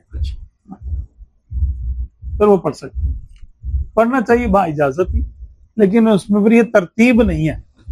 یہاں ترتیب ہے کہ ترتیب سے جب ایک سبق پورا ہوگا تو دوسرا سبق دیا جائے، وہ پورا ہو جائے تو پھر تیسرا، پھر چوتھا، پھر اس کے آگے بھی ہیں ذکر و اذکار، آگے بھی ہیں. یہ استخارے میں اور مراتب میں کیا فرق ہے؟ استخارہ تو اصل سنت یہ ہے کہ استخارے کا معنی ہوتا ہے اللہ سے خیر مانگنا. جو سنت ہے استخارے کی وہ 2 رکعت اور دعا ہے. اس کے بعد آپ سو جائیں کہ یا اللہ یہ کام میں کرنا چاہتا ہوں، کام جائز ہو، ناجائز کام کا استخارہ ہی نہیں ہوتا، وہ تو پہلے ہی سے منع ہے. جائز کام میں جب 2 رائے ہو جائے بندے کی، یہ کروں یا نہ کروں، یا وہ کروں یا نہ کروں، تو کسی ایک چیز کو ذہن میں لے کے استخارہ کرتا ہے کہ یا اللہ تبارک و تعالیٰ 2 رکعت نفل پڑھے اور پھر اللہ سے دعا مانگے. دعا استخارہ مل جاتی ہے، عام طور پہ نیٹ پہ مل جاتی ہے. یا اللہ میرے حق میں جو بہتر ہے وہ مجھے ارشاد فرما دے، اس کو آسان کر دے، اس کے اندر برکت دے دے، اور اگر جو میرے لیے بہتر نہیں ہے تو اس کو مجھ سے دور کر دے، مجھے اس سے دور کر دے، اور میرے لیے اس سے بہتر کوئی نعم البدل عطا کر دے، مجھے اس پہ راضی کر دے. اس مضمون کی دعا، اور دعا آپ مانگ لیں. اس کے بعد آپ دائیں کروٹ سو جائیں. انشاءاللہ تعالیٰ اگر آپ کے حق میں بہتر ہوگا، اللہ چاہے گا تو آپ کو سبز یا سفید رنگ دکھا دیا جائے گا، اور اگر بہتر نہیں ہوگا تو سرخ یا سیاہ رنگ آپ کو نظر آئے گا خواب میں. 1 دن 2 دن 3 دن 4 دن 5 دن 7 دن تک بھی استخارہ آپ کر سکتے ہیں. اگر پہلے دن کچھ واضح نہیں ہو رہا 7 دن تک بھی کر سکتے ہیں. یہ ہے سنت. ٹھیک ہے. باقی جو عاملین حضرات ہیں وہ مختلف طریقوں سے کرتے ہیں. جو علم العادات کے ماہر ہیں وہ علم العدد سے کرتے ہیں اس کا استخارہ. جو علم الحروف کے ماہر ہیں ان سے کرتے ہیں. کچھ ایسے بھی عامل ہیں جو ذکر کرتے ہیں اور ان پر وہ آنکھ بند کرتے ہیں تو ان کو جواب کا بتا دیا جاتا ہے. اب اس میں پھر فرق ہوتا ہے کہ یہ من جانب اللہ ہے یا من جانب شیطان ہے، یہ مسئلہ ہوتا ہے. تو اگر متقی پرہیزگار ہے، لالچی نہیں ہے، آپ کا ہمدرد خیر خواہ ہے، وہ استخارہ کر کے آپ کو بتائے، اس کا معاملہ اور ہے. اور اس کے برعکس کا معاملہ برعکس ہے. استخارہ میں شیطان بیچ میں آ سکتے ہیں. شیطان تو دیکھیں ہر معاملے میں بیچ میں آ سکتا ہے. ہم نماز پڑھتے ہیں، ہمارے سامنے شیطان آ جاتا ہے کہ نہیں آ جاتا؟ رکعتیں بھلا دیتا ہے، کچھ کا کچھ کر دیتا ہے. ہم تو بھائی اللہ کی نماز پڑھ رہے، استخارہ تھوڑی کر رہے ہیں. اس تک میں شیطان تنگ کرتا ہے، تلاوت کرتے ہیں بیچ میں آ جاتا ہے، سخاوت کرتے ہیں بیچ میں آ جاتا ہے. اللہ نے اس کو ایکسس دی ہے. یہی تو جنگ ہے ہماری اس سے. ہم نے کی کرنا چاہتے ہیں، وہ کہتے میں نہیں کرنے دوں گا. اللہ نے فرمایا ٹھیک ہے تو کر ان کو چیک کر لے, جو میرے بندے ہوں گے تیرے دام میں نہیں آئیں گے.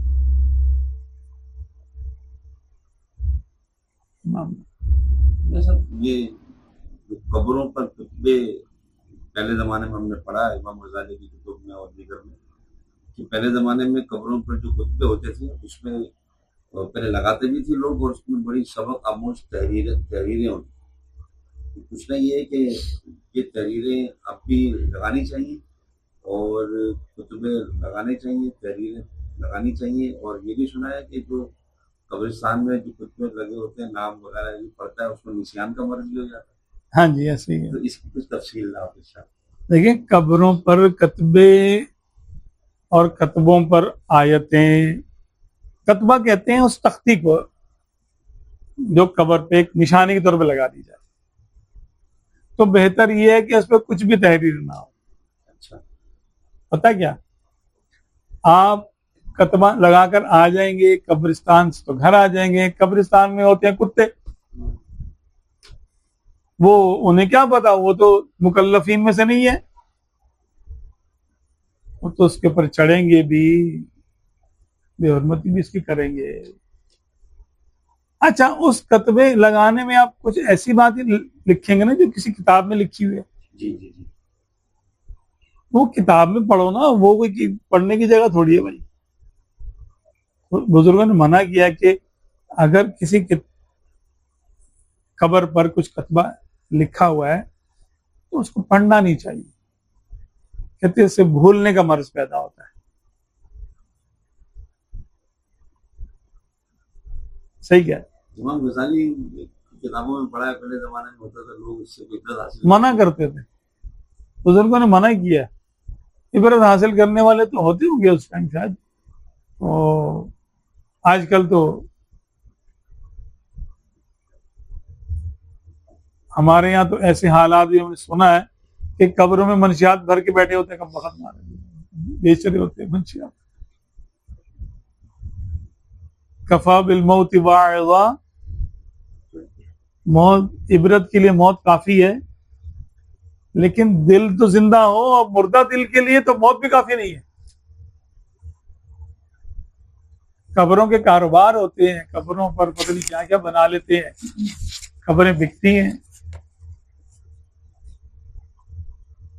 اچھا میں سر اسلام کے بارے میں جب ہم دیکھتے ہیں, پڑھتے ہیں, سنتے ہیں, اس میں بہت ساری ایسی چیزیں ہوتی ہیں جو کوئی عام لوگوں کو یا جو بالکل سمجھ سے ایک دم بالا تر ہوتی ہے. مثال کے کہ کالی چپل پہنتے ہیں, کالا جوتا پہنیں گے تو فکریں بڑھتی ہیں, پیلا رنگ پہنیں گے تو فکریں کم ہوتی ہیں.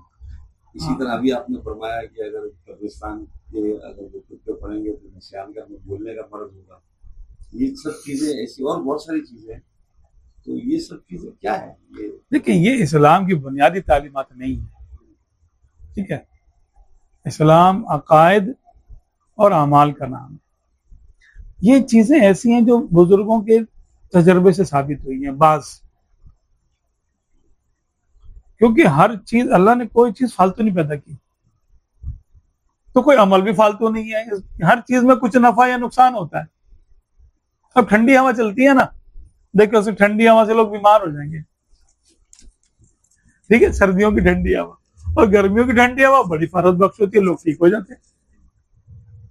شمالی علاقے میں لوگ جاتے ہیں تھوڑا گرمی میں بڑا سکون میں رہتے ہیں, ٹھنڈا پانی پیئیں گے, بلغم والے کے لیے نقصان دے گا, گرم مزاج والے کے لیے صحیح ہے. بہت ٹھنڈا پیئیں گے تو دونوں کے لیے نقصان دے. پانی ہے نا, تو نفع نقصان اس میں کہاں سے آ گیا؟ اب مرتے ہوئے شخص کو جو پیاس سے مر رہا ہو اس کو پانی پلا دیں گے تو امید ہے پیاس سے نہیں مرے گا, بلکہ ثابت ہے. یہ تو اس کو علاج قطعی کہتے ہیں. اس کو بھوک سے مرنا, اس کو کچھ کھلا دیں تو بھوک سے نہیں مرے گا.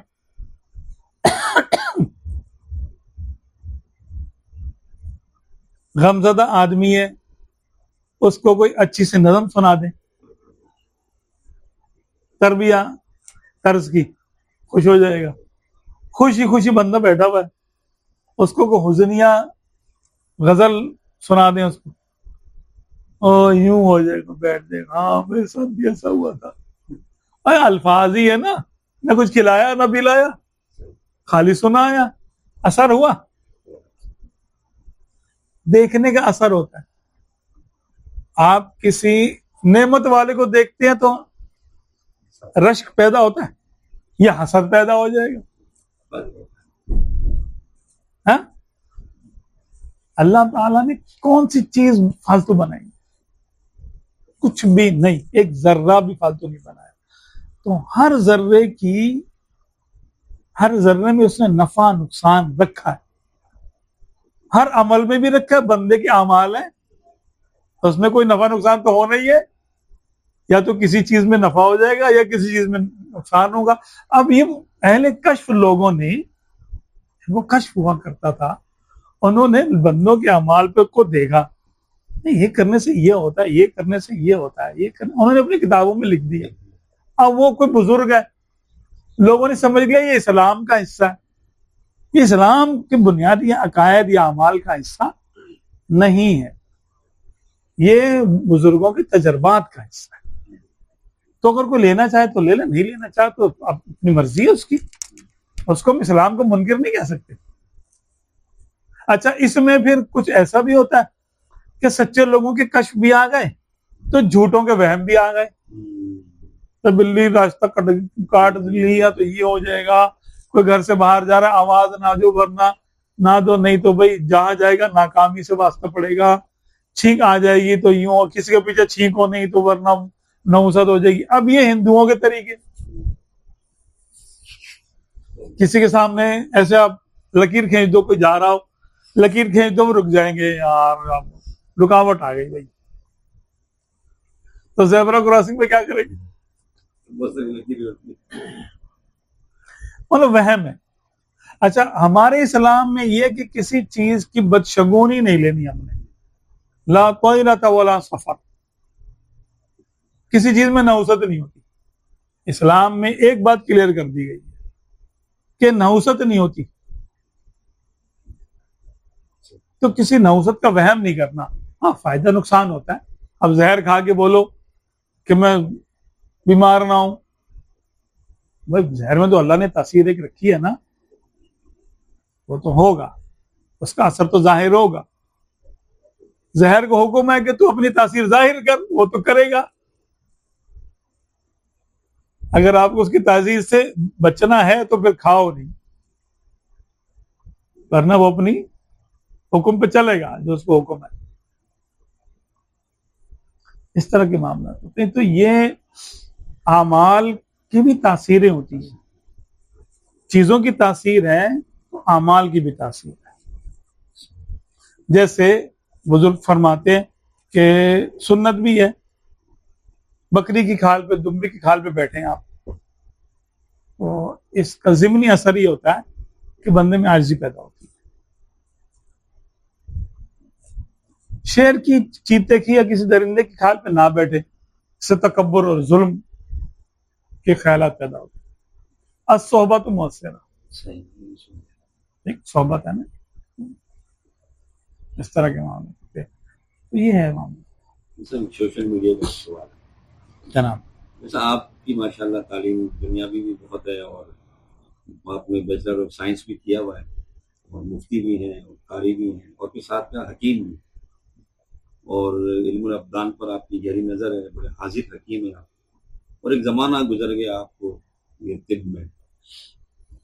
اسی ضمن میں سوال یہ ہے کہ ایک زمانہ آپ کا گزر گیا، تو آج کل ایک سوشل میڈیا پہ کمپین چل رہی ہے کہ عورتوں کو ان کی یہ جو سلسلے ہیں جو ماہواری کے اور اس کی اویئرنیس دی جائے.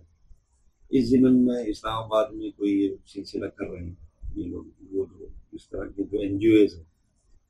آج تک تو ایسا نہیں ہوا، 2025 ہو گئی اور آج تک یہ سب چیزیں لوگوں کو پتہ ہی ہیں، بچیوں کو کیا سب کو پتہ ہے. آپ کا تجربہ کیا کہتا ہے کہ اس دور میں کیا بچیوں کو اس چیز کی اویئرنیس کھلے عام دینی چاہیے؟ نہیں، دیکھیں، تعلیم، اسلام میں تعلیم تو ہے، اویئرنیس. لا علمی، بے علمی تو ظاہر سی بات ہے صحیح نہیں ہے. کیونکہ نماز روزے کے مسائل ہیں، لیکن بات یہ کہ اس کا طریقہ کار کیا؟ جی طریقہ کار یہ کہ پردے کی باتیں پردے میں کی جائیں اور کھلی باتیں کھلے عام بھی کر سکتے ہیں. نماز روزہ ہے، کوئی شرم کی بات نہیں ہے. آپ پوچھیں، پردے کی باتوں کے لیے پردے کا ماحول ہونا ضروری ہے. اس کے لیے کھلے عام اسلام اس کو نہیں چاہتا. ٹھیک، بس یہ اسلامی مزاج نہیں ہے پردے کی باتوں کو کھول کے بیان کرنا، بے پردگی سے بیان کرنا. پردے کی باتوں کو بیان کیا جائے گا لیکن پردے میں متعلقہ شخص کو بتایا جائے گا اور وہ ضرورت کی چیز ہوگی، اور وہ ان کو پتہ ہے، صدیاں گزر گئی، لوگوں کو پتہ ہے تم کیا بتا رہے ہو. ایک شخص کے ساتھ اپنی آپ بیتی ہے، اس سے زیادہ کوئی کیا جانے گا. بتانا چاہیے، ماں کو بتانا چاہیے، خالہ کو بتانا چاہیے. اب لڑکوں پہ نماز وغیرہ کے فرض ہونے کے ہیں معاملات ہیں تو وہ ان کے باپ ہی بتاتے ہیں نا، ان کو یا باپ بتائے گا یا استاد بتا دے گا یا دوست بتا دے گا، بڑا بھائی بتا دے گا. تو جس کو معلومات ہے وہ اس کو یا کوئی کتاب لا کے دے دیں، بھائی تم اسے پڑھ لو. اسلام علم کی نفی نہیں کرتا، لیکن وہی بات ہے کہ پردے کی بات کو کھلے عام بیان کرنا نامناسب ہے، صحیح نہیں. صاحب یہ فرمائیے کہ سلوک کی راہ میں سالک کا کردار زیادہ ہوتا ہے یا شیخ کا؟ دونوں کا برابر دونوں. یوں آپ دیکھیں کہ استاد اور شاگرد ایک مضمون، مثال کے طور پہ جیسے فزکس ہے، بایولوجی ہے، انجینئرنگ ہے اور کوئی چیز ہے، تو اس میں استاد اور شاگرد دونوں کا کمپیٹیبل ہونا ضروری ہے. استاد ماہر ہو، علم کو منتقل کرنا جانتا ہوں، تفہیم جانتا ہوں، مخلص ہو، علم کو منتقل کرنے میں مخلص ہو، خادم علم ہو، اور شاگرد جذب کرنے میں مخلص ہو، محنت کرے. اگر یہاں سے انتقال ہے علم کا تو وہاں سے علم کی یعنی علم کو جذب کرنے کا جذبہ بھی ہونا چاہیے. اگر استاد تو بڑا کامل ہے اور ہر بات بتاتا ہے، ایک ایک چیز سمجھاتا ہے، سامنے طالب علم توجہ نہیں کرتا، ذہین ہے توجہ نہیں کرتا، تو جو باتیں ایسے سرسری سمجھ میں آ گئی، جو توجہ سے سمجھنے والی وہ نہیں سمجھے گا. یا اگر وہ طالب علم کن ذہن ہے تو کوشش کرے گا تب بھی سمجھ میں نہیں آئے گی. تو صلاحیت، نیت اور محنت تین چیزیں ضروری دونوں طرف. اسی طرح پیر و مرید بھی ہے کہ پیر کامل ہو اور شفیق ہو. پیر کامل میں سب چیزیں آ گئی کہ وہ منزل کو بھی جانتا ہے، رستے کو بھی جانتا ہے اور طالب کو بھی جانتا ہے. اس کو کیسے لے کے چلنا ہے، رستہ تو اس نے چلانا ہے. اب چلنے والا کیسا ہے، چلنے پہ تیار ہے کہ نہیں؟ کیونکہ اس میں ایسا سمجھ لیں کہ جیسے کوئی نابینا شخص ہے، اس کو آپ روڈ پار کرا رہے ہیں، اب آپ اس کو تیز چلائیں گے یا آہستہ، یا آپ نے فیصلہ کرنا یا اس نے. اب نابینا بولے کہ مجھے تیز کیوں چلا رہے ہو، مجھے روک کیوں دیا، یہاں سے نہیں وہاں سے لے کے جاؤ، وہاں سے نہیں وہاں سے لے کے جاؤ، تو وہ بولے گا بھائی پھر تو خود ہی پار کر لے۔ اس کا اتنا کام ہے کہ وہ امتثال کرے، جو حکم دیا جا رہا ہے اس کو مانے، مردہ بدست زندہ۔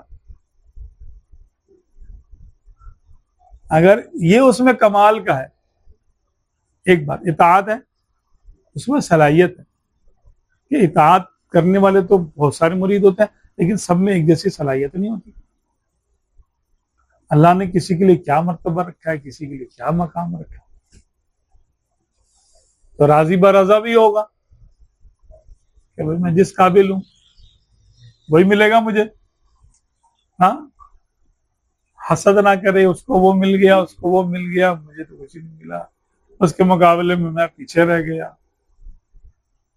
تو اپنے مریدین ساتھیوں سے حسد نہ کرے، اپنے شیخ پر شبہ نہ کرے، شک نہ کرے، یہ سارے معاملات ہیں۔ تو دونوں طرف سے میاں صاحب یہ سلوک کی راہ میں زہر قاتل بھی کوئی چیز ہوتی ہے؟ اعتراض، شیخ پر اعتراض۔ جب شیخ کامل ہے، شریعت کا پابند ہے، باطنی معاملات بھی آپ نے دیکھ لیا کہ صحیح ہے، ٹھیک ہے،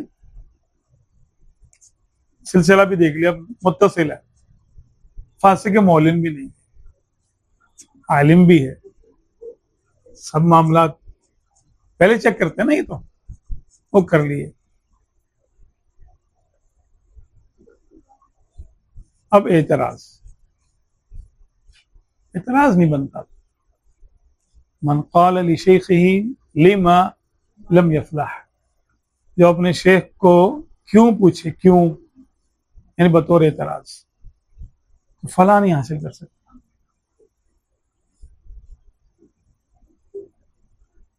اوکے، یہاں کیوں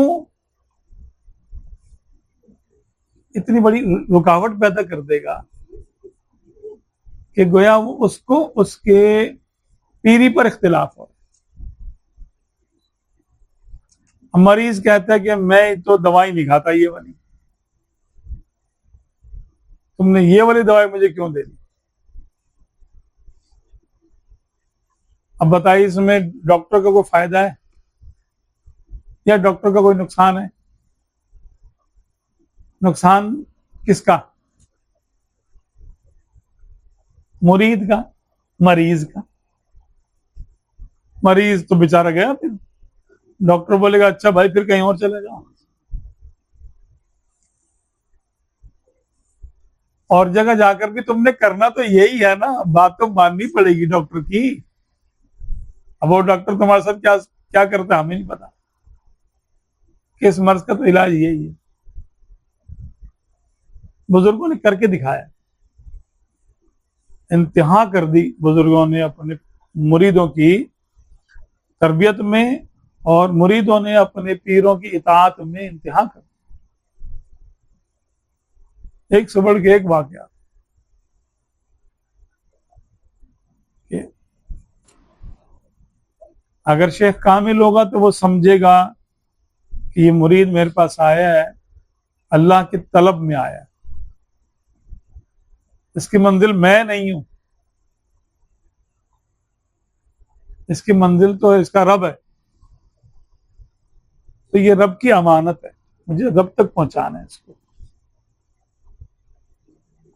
اس کی جان و مال میرے پاس امانت ہے، تو اس میں خیانت نہیں کرے گا۔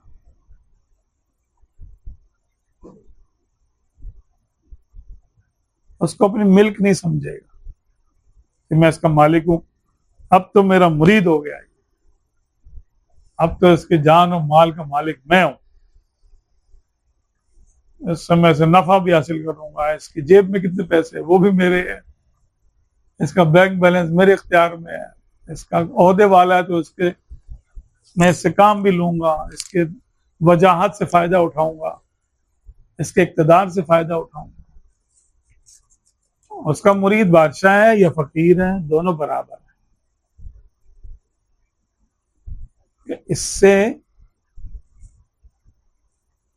پیر کامل ہے تو یہ نیت نہیں کرے گا میں اس سے کیا فائدہ حاصل کر سکتا ہوں، پھر وہ کامل ہی نہیں، وہ تو پھر کاروباری ہے، تاجر ہے، اور دکان کھول کے بیٹھا، پیڑ کی کھال میں بھیڑیا ہے،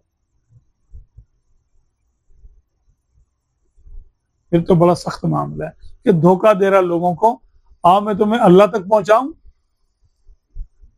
اور ان کو اپنی ذاتی اغراض کے لیے استعمال کر رہا ہے۔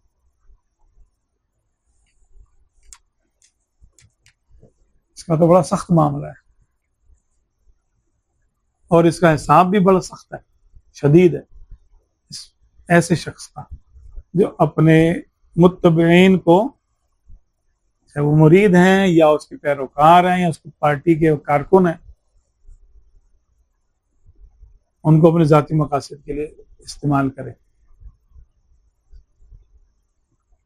میں اس وجہ سے کہ اللہ رسول کا نام لیتا ہے اور اللہ رسول تک پہنچاتا نہیں ہے، بلکہ نام اللہ اس کے رسول کا لے گا، کام اپنا کرائے گا، نذرانے بھی لے گا ان سے۔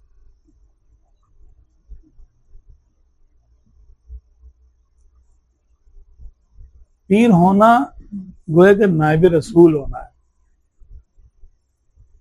کتنا بڑا منصب ہوا یہ۔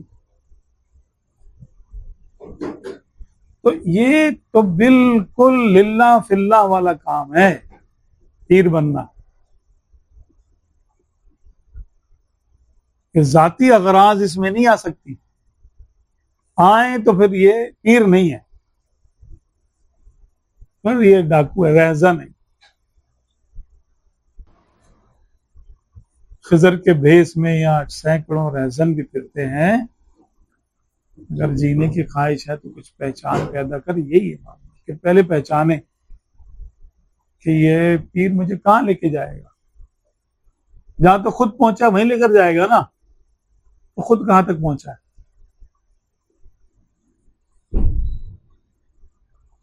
ابھی دنیا میں ہی ملوث ہے یا کوئی اس کو اللہ رسول کی بارگاہ میں کوئی اس کا مقام و مرتبہ بھی ہے کہ نہیں اپنا،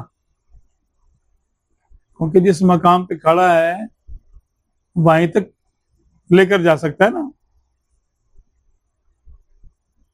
جس راستے پہ خود نہیں چلا تو دوسرے کو کیسے چلائے گا۔ آج کل کیسے ملے گا، وہ خاص محفل میں اگر جاتا ہے تو وہ کوئی بھی شخص ہے جو مسئلے کو ہوتا ہے، وہ جو ایک اپنا ایک رویہ سیٹ اپ کے بیٹھے ہیں، وہ عام حالات میں تو نہیں ملا، وہ اس سے ہاں پہچانے گا کیسے کہ یہ اصل میں ہے کیا ہے؟ تو عام حالات میں بھی ملے، یہی تو بات ہے کہ عمر فاروق اعظم رضی اللہ عنہ نے نہیں فرمایا تھا، ایک شخص دوسرے کے بارے میں کہہ رہا تھا یہ بہت اچھا ہے، آپ نے فرمایا تو نے اس سے کاروبار کیا ہے یا اس کے ساتھ سفر کیا ہے یا اس کو قرض دیا ہے، آزمایا ہے اس کو۔ دین معاملات کا نام ہے، ہاں معاملات کر کے دیکھیں، عبادت میں تو بس سجدہ ہی کرے گا، رکوع ہی کرے گا، اور کیا کرے گا، اس سے دھوکہ نہیں کھانا، رکوع سجدے سے، نماز پڑھ رہا تو رکوع اور سجدہ ہی تو کرے گا، اور کیا کرے گا۔ معاملات میں کیسا، لین دین میں کیسا، قرض میں کیسا، یہ جیسے منع کیا کہ بھی جس کی گھر کی عورتیں بے پردہ گھومتی ہیں ان کو منع نہ کرتا ہوں، اس کے لیے تو بڑے سخت الفاظ ہیں، ایسے کہ مولین ہے وہ نہیں صحیح نہیں، تو ضروری ہے لینا کیا، تلاش، جب تک یہ تلاش میں مرید تو ہے، مرشد برحق کون ہے اصل میں، سرکار عالم صلی اللہ علیہ وسلم، تو ان کا امت ہی ہے تو تلاش کرتے ہیں، سرکار جو آپ کی مرضی کا ہوگا اس کو ڈھونڈیں گے۔ فاسق مولن نہ ہو یعنی اعلانیہ گناہ نہ کرتا ہو، یہ جس کی گھر کی عورتیں بے پردہ گھومتی ہیں اور یہ قدرت کے باوجود منع نہیں کرتا بلکہ اچھا سمجھتا ہاں ٹھیک ہے جانے دو لے کے گھومتا خود ہی. یہ پیر بنانے کے لائق نہیں. لوگوں سے پوچھیں بھائی اس کے کام وام اس کا کیسا پیسے ویسے دوں یا نہیں دوں.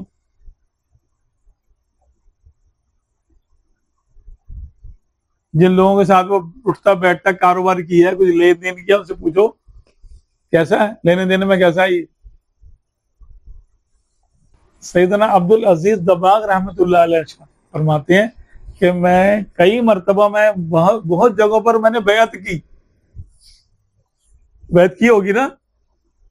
فرماتے میں ان کے پاس جاتا قریب ان کے رہتا ان کے دیے ہوئے ذکر و اذکار پڑھتا پھر مجھے وحشت ہوتی میں چھوڑ دیتا میں دوسرے کے پاس چلا جاتا حتیٰ کہ خضر علیہ السلام سے ملاقات ہوئی. تو اللہ تعالیٰ شکر خوری کو شکر دیتا ہے.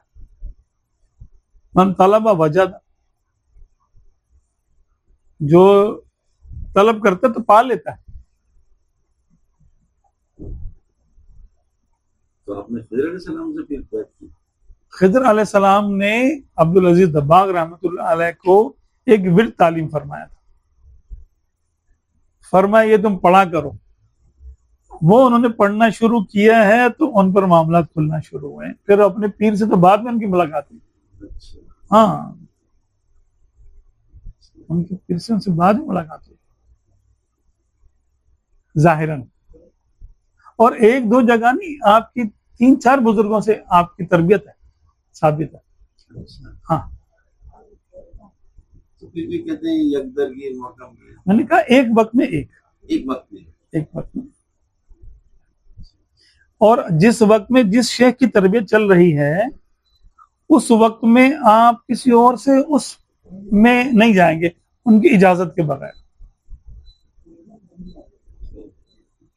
اب ایک شخص مرید کا مقام ہے وہ اونچا ہے. اب پیر اس مقام کا نہیں ہے یا وہ اس خاص فن میں اس کو مہارت نہیں ہے. مثال کے طور پر زہد ہے توکل ہے راضی بر رضا ہونا ہے. اس طرح کے دیگر معاملات ہیں جن میں اس کے بھی شعبے ہیں نا. ایک فن میں کوئی ماہر ہے کیونکہ بعض اولیاء کرام عابد ہوئے ہیں عبادت ان کی کچھ روزے میں کوئی راتوں کو جاگنے میں کوئی سخاوت کرنے میں ہاں کوئی بھوکا رہنے میں کوئی سیر میں کس جنگل میں سفر کرتے رہتے تھے کوئی اہل و عیال کو لے کے بیٹھا ہوا ہے پیر ہے وہ. تو ان کے الگ الگ شعبے الگ الگ چیزوں پہ ان کے مہارتیں بزرگوں کی. اب مرید ہے وہ کون سا والا ہے سیر والا ہے یا قیام والا ہے سخاوت والا ہے یا محنت مزدوری والا ہے بھائی تاجر ہے یا نوکری پیشہ ہے. اس کا مزاج کیسا ہے اس کا. تو وہ کیا کرتے ہیں جو اپنے پاس ہوتا ہے وہ دے دیتے ہیں جو اپنے پاس صلاحیت نہیں ہوتی دوسرے کے پاس بھیج دیتے ہیں بھائی یہ تربیت وہاں سے لے جا فلاں بزرگ کے پاس چلے جاتا. یا تو ظاہراً بھیج دیتے ہیں یا باطنی طور پہ اس کی توجہ کرا دیتے ہیں ان کی طرف. مرید کا بظاہر چل کے جانا پاسبل نہیں ہوتا وہ کیا کرتے ہیں اس کی توجہ کرا دیتے اسے رابطہ کرا دیتے روحانی طور پہ ان سے ان کی توجہ اور تربیت حاصل ہو جاتی ہے. اب اگر شیخ کا انتقال ہو جاتا ہے اور تربیت مکمل نہیں تو کیا کرے گا بیٹھا رہے گا اس کو آگے جائے گا نا دوسرے کے پاس جائے گا. ہو سکے تو اسی سلسلے کے بزرگ کے پاس چلا جائے جس سلسلے میں ہے ورنہ کوئی اور تلاش کرے گا جہاں سے کہ حتیٰ کہ اس کو کشود کار حاصل ہو جائے.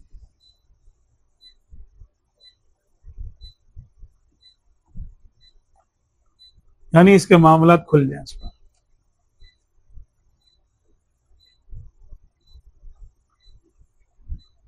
اور سیدنا عبدالعزیز دباغ رحمۃ اللہ علیہ کے قول کے مطابق تو اس وقت تک یہ رہے گا جب تک کہ آقا دو عالم صلی اللہ تعالی علیہ وآلہ وسلم کی ظاہری آنکھوں میں جاگتے میں دیدار نہ کر لے. دیدار کر لے گا تو اب محفوظ ہو گیا. اب ظاہراً کسی شیخ کی حاجت نہیں ہے اس کو. تو جب تک شیخ کی حاجت ہے تو شیخ ہونا ضروری ہے. امام جیسے آج کل خنکی اور ڈسٹ بہت ہے تو ماسک کا استعمال لوگ کرتے ہیں، تو ماسک استعمال کرنا چاہیے، یہ صحت کے لیے اچھا ہے یا نہیں، اور اس کا کوئی نیم پتہ جو کہ طبی یا روحانی کوئی اس کا علاج ہے. خاص طور پر صبح جب لوگ جابس کے لیے جاتے ہیں تو اس وقت خنکی اور ڈسٹ بہت زیادہ ہوتی ہے. ہاں کر لینا چاہیے تاکہ ایک مٹی وغیرہ نہیں جائے، ڈسٹ کیونکہ اندر جائے گی پھیپھڑوں میں جا کے بیٹھے گی. اور ماسک ذرا اچھا والا ہو اور روزانہ دھو لیں اس کو، آتے جاتے دھو کے رکھیے. یہ نہ ہو کہ ایک ہی ماسک ہے وہ چل رہا ہے، پتہ چل رہا ہے باہر کی فضا تو صاف ہے لیکن ماسک ہی اتنا گندا ہوا ہے اسی میں سے اندر جا رہی ہے، ڈسٹ جا رہی ہے. ایسا نہیں. ہاں اور دوسرا یہ کہ گڑ کا استعمال کرے تھوڑا بہت جتنا اس کے طبیعت کے موافق ہو. شوگر نہیں ہے تو پھر ہر کھانے کے بعد تھوڑا اتنا ایک لے کر 2-4 گرام گڑ استعمال کرے تو اس سے بھی صفائی ہوتی ہے، اس سے گلا والا صاف ہو جائے گا اس کا، تو انشاءاللہ تعالیٰ صحیح ہو جائے گا. تیسرا یہ کہ منقع استعمال کرے، رات کو بھگو دیں 8-10 منقع اور صبح وہ کھا لیں. انشاءاللہ تعالیٰ اس سے خون صاف ہوتا ہے. خون صاف ہوگا تو انشاءاللہ چہرے میں بھی رونق آئے گی اور پھیپھڑے بھی صاف ہوں گے. اگر بلغم زیادہ ہو جائے تو ان میں 3 انجیریں بھی ساتھ میں بھگو لیں. انجیر کا ایک فائدہ ہوتا ہے کہ وہ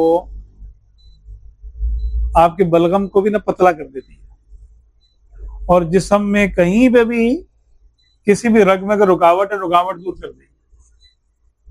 لیکن ایک عرصے تک کھانا پڑے گا جی، ایک عرصے تک استعمال کرنی پڑے گی چیز، اور 2-4 مہینے 6 مہینے استعمال کر کے دیکھیں. معمول میں رکھ لیں کیا ہوگی. کچھ لوگ یہ امام شریف پہ شملہ جو ہے نا وہ چہرے پہ ڈال لیتے ہیں، کہ یہ مناسب رہتا ہے. ہاں صحیح ہے، کیا ہوا اس میں. ہاں اگر لوگ اس کو اچھا نہیں سمجھتے تو لوگوں کا لحاظ کرنا ضروری ہے. ہاں جتنے بھی مستحبات یا مباح کام ہے یعنی جائز کام ہے، فرض واجب اور سنت موقدہ نہیں ہے، سنت نہیں ہے، ٹھیک ہے. اس سے نیچے کے کام نفلی کام ہے، ان میں لوگوں کا دھیان رکھنا اولا ہے. اعلیٰ حضرت رحمۃ اللہ علیہ نے لکھا کہ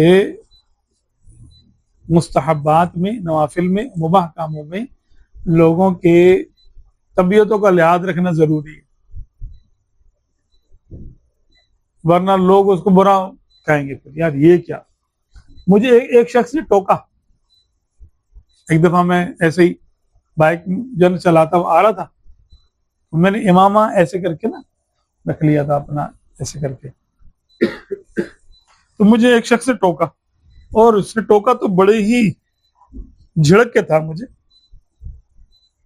کہنا ہو مولوی کیا تینوں ڈاکوں والی شکل بنائی. میں نے کہا اچھا وہ میں نے ہٹا دی. برا تو لگا مجھے اس کے انداز سے، لیکن میں نے کہا بات صحیح کر رہا ہے کہ آج کل جیسے لوگوں کو چلتے ہوئے نقاب پوش آ رہے ہیں، تو میں نے کہا یار ہاں صحیح ہے. اچھا ماسک لگا لیں، کوئی کچھ نہیں،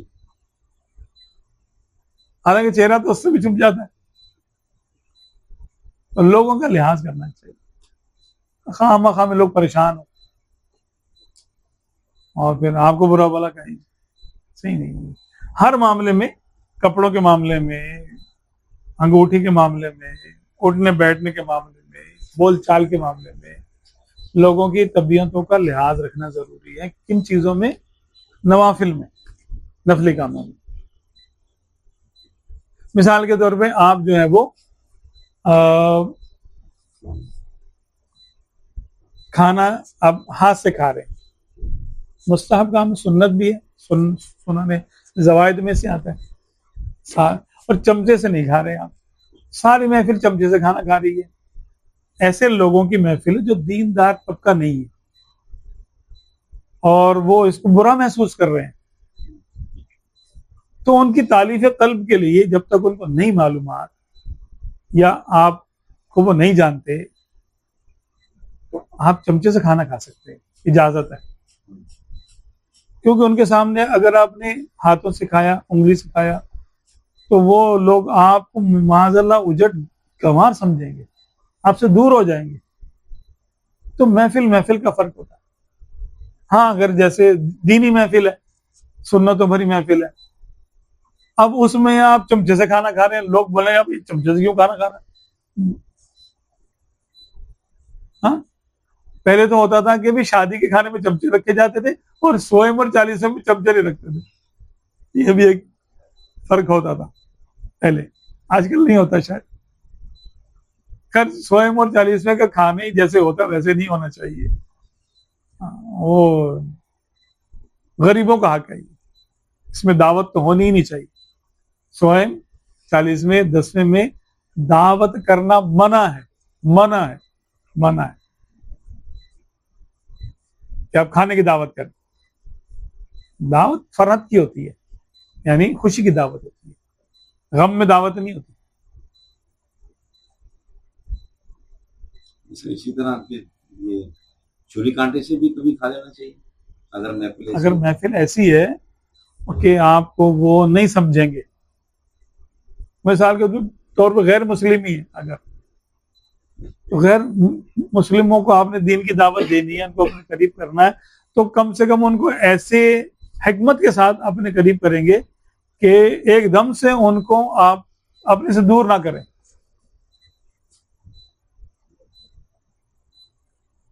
اب یہ مبلغ کے لیے ہے، یہ جو دین کی دعوت دینے نکلا ہے، جو دین کا کام کرنے کے لیے کھڑا ہوا، اس کو یہ حکمت سمجھنا ضروری ہے۔ دیکھیں آپ صلی اللہ تعالی علیہ وآلہ وسلم نے فرمایا کہ اے عائشہ رضی اللہ تعالی عنہ، اگر تمہاری قوم یعنی قریش نئی مسلمان نہ ہوئی بھی ہوتی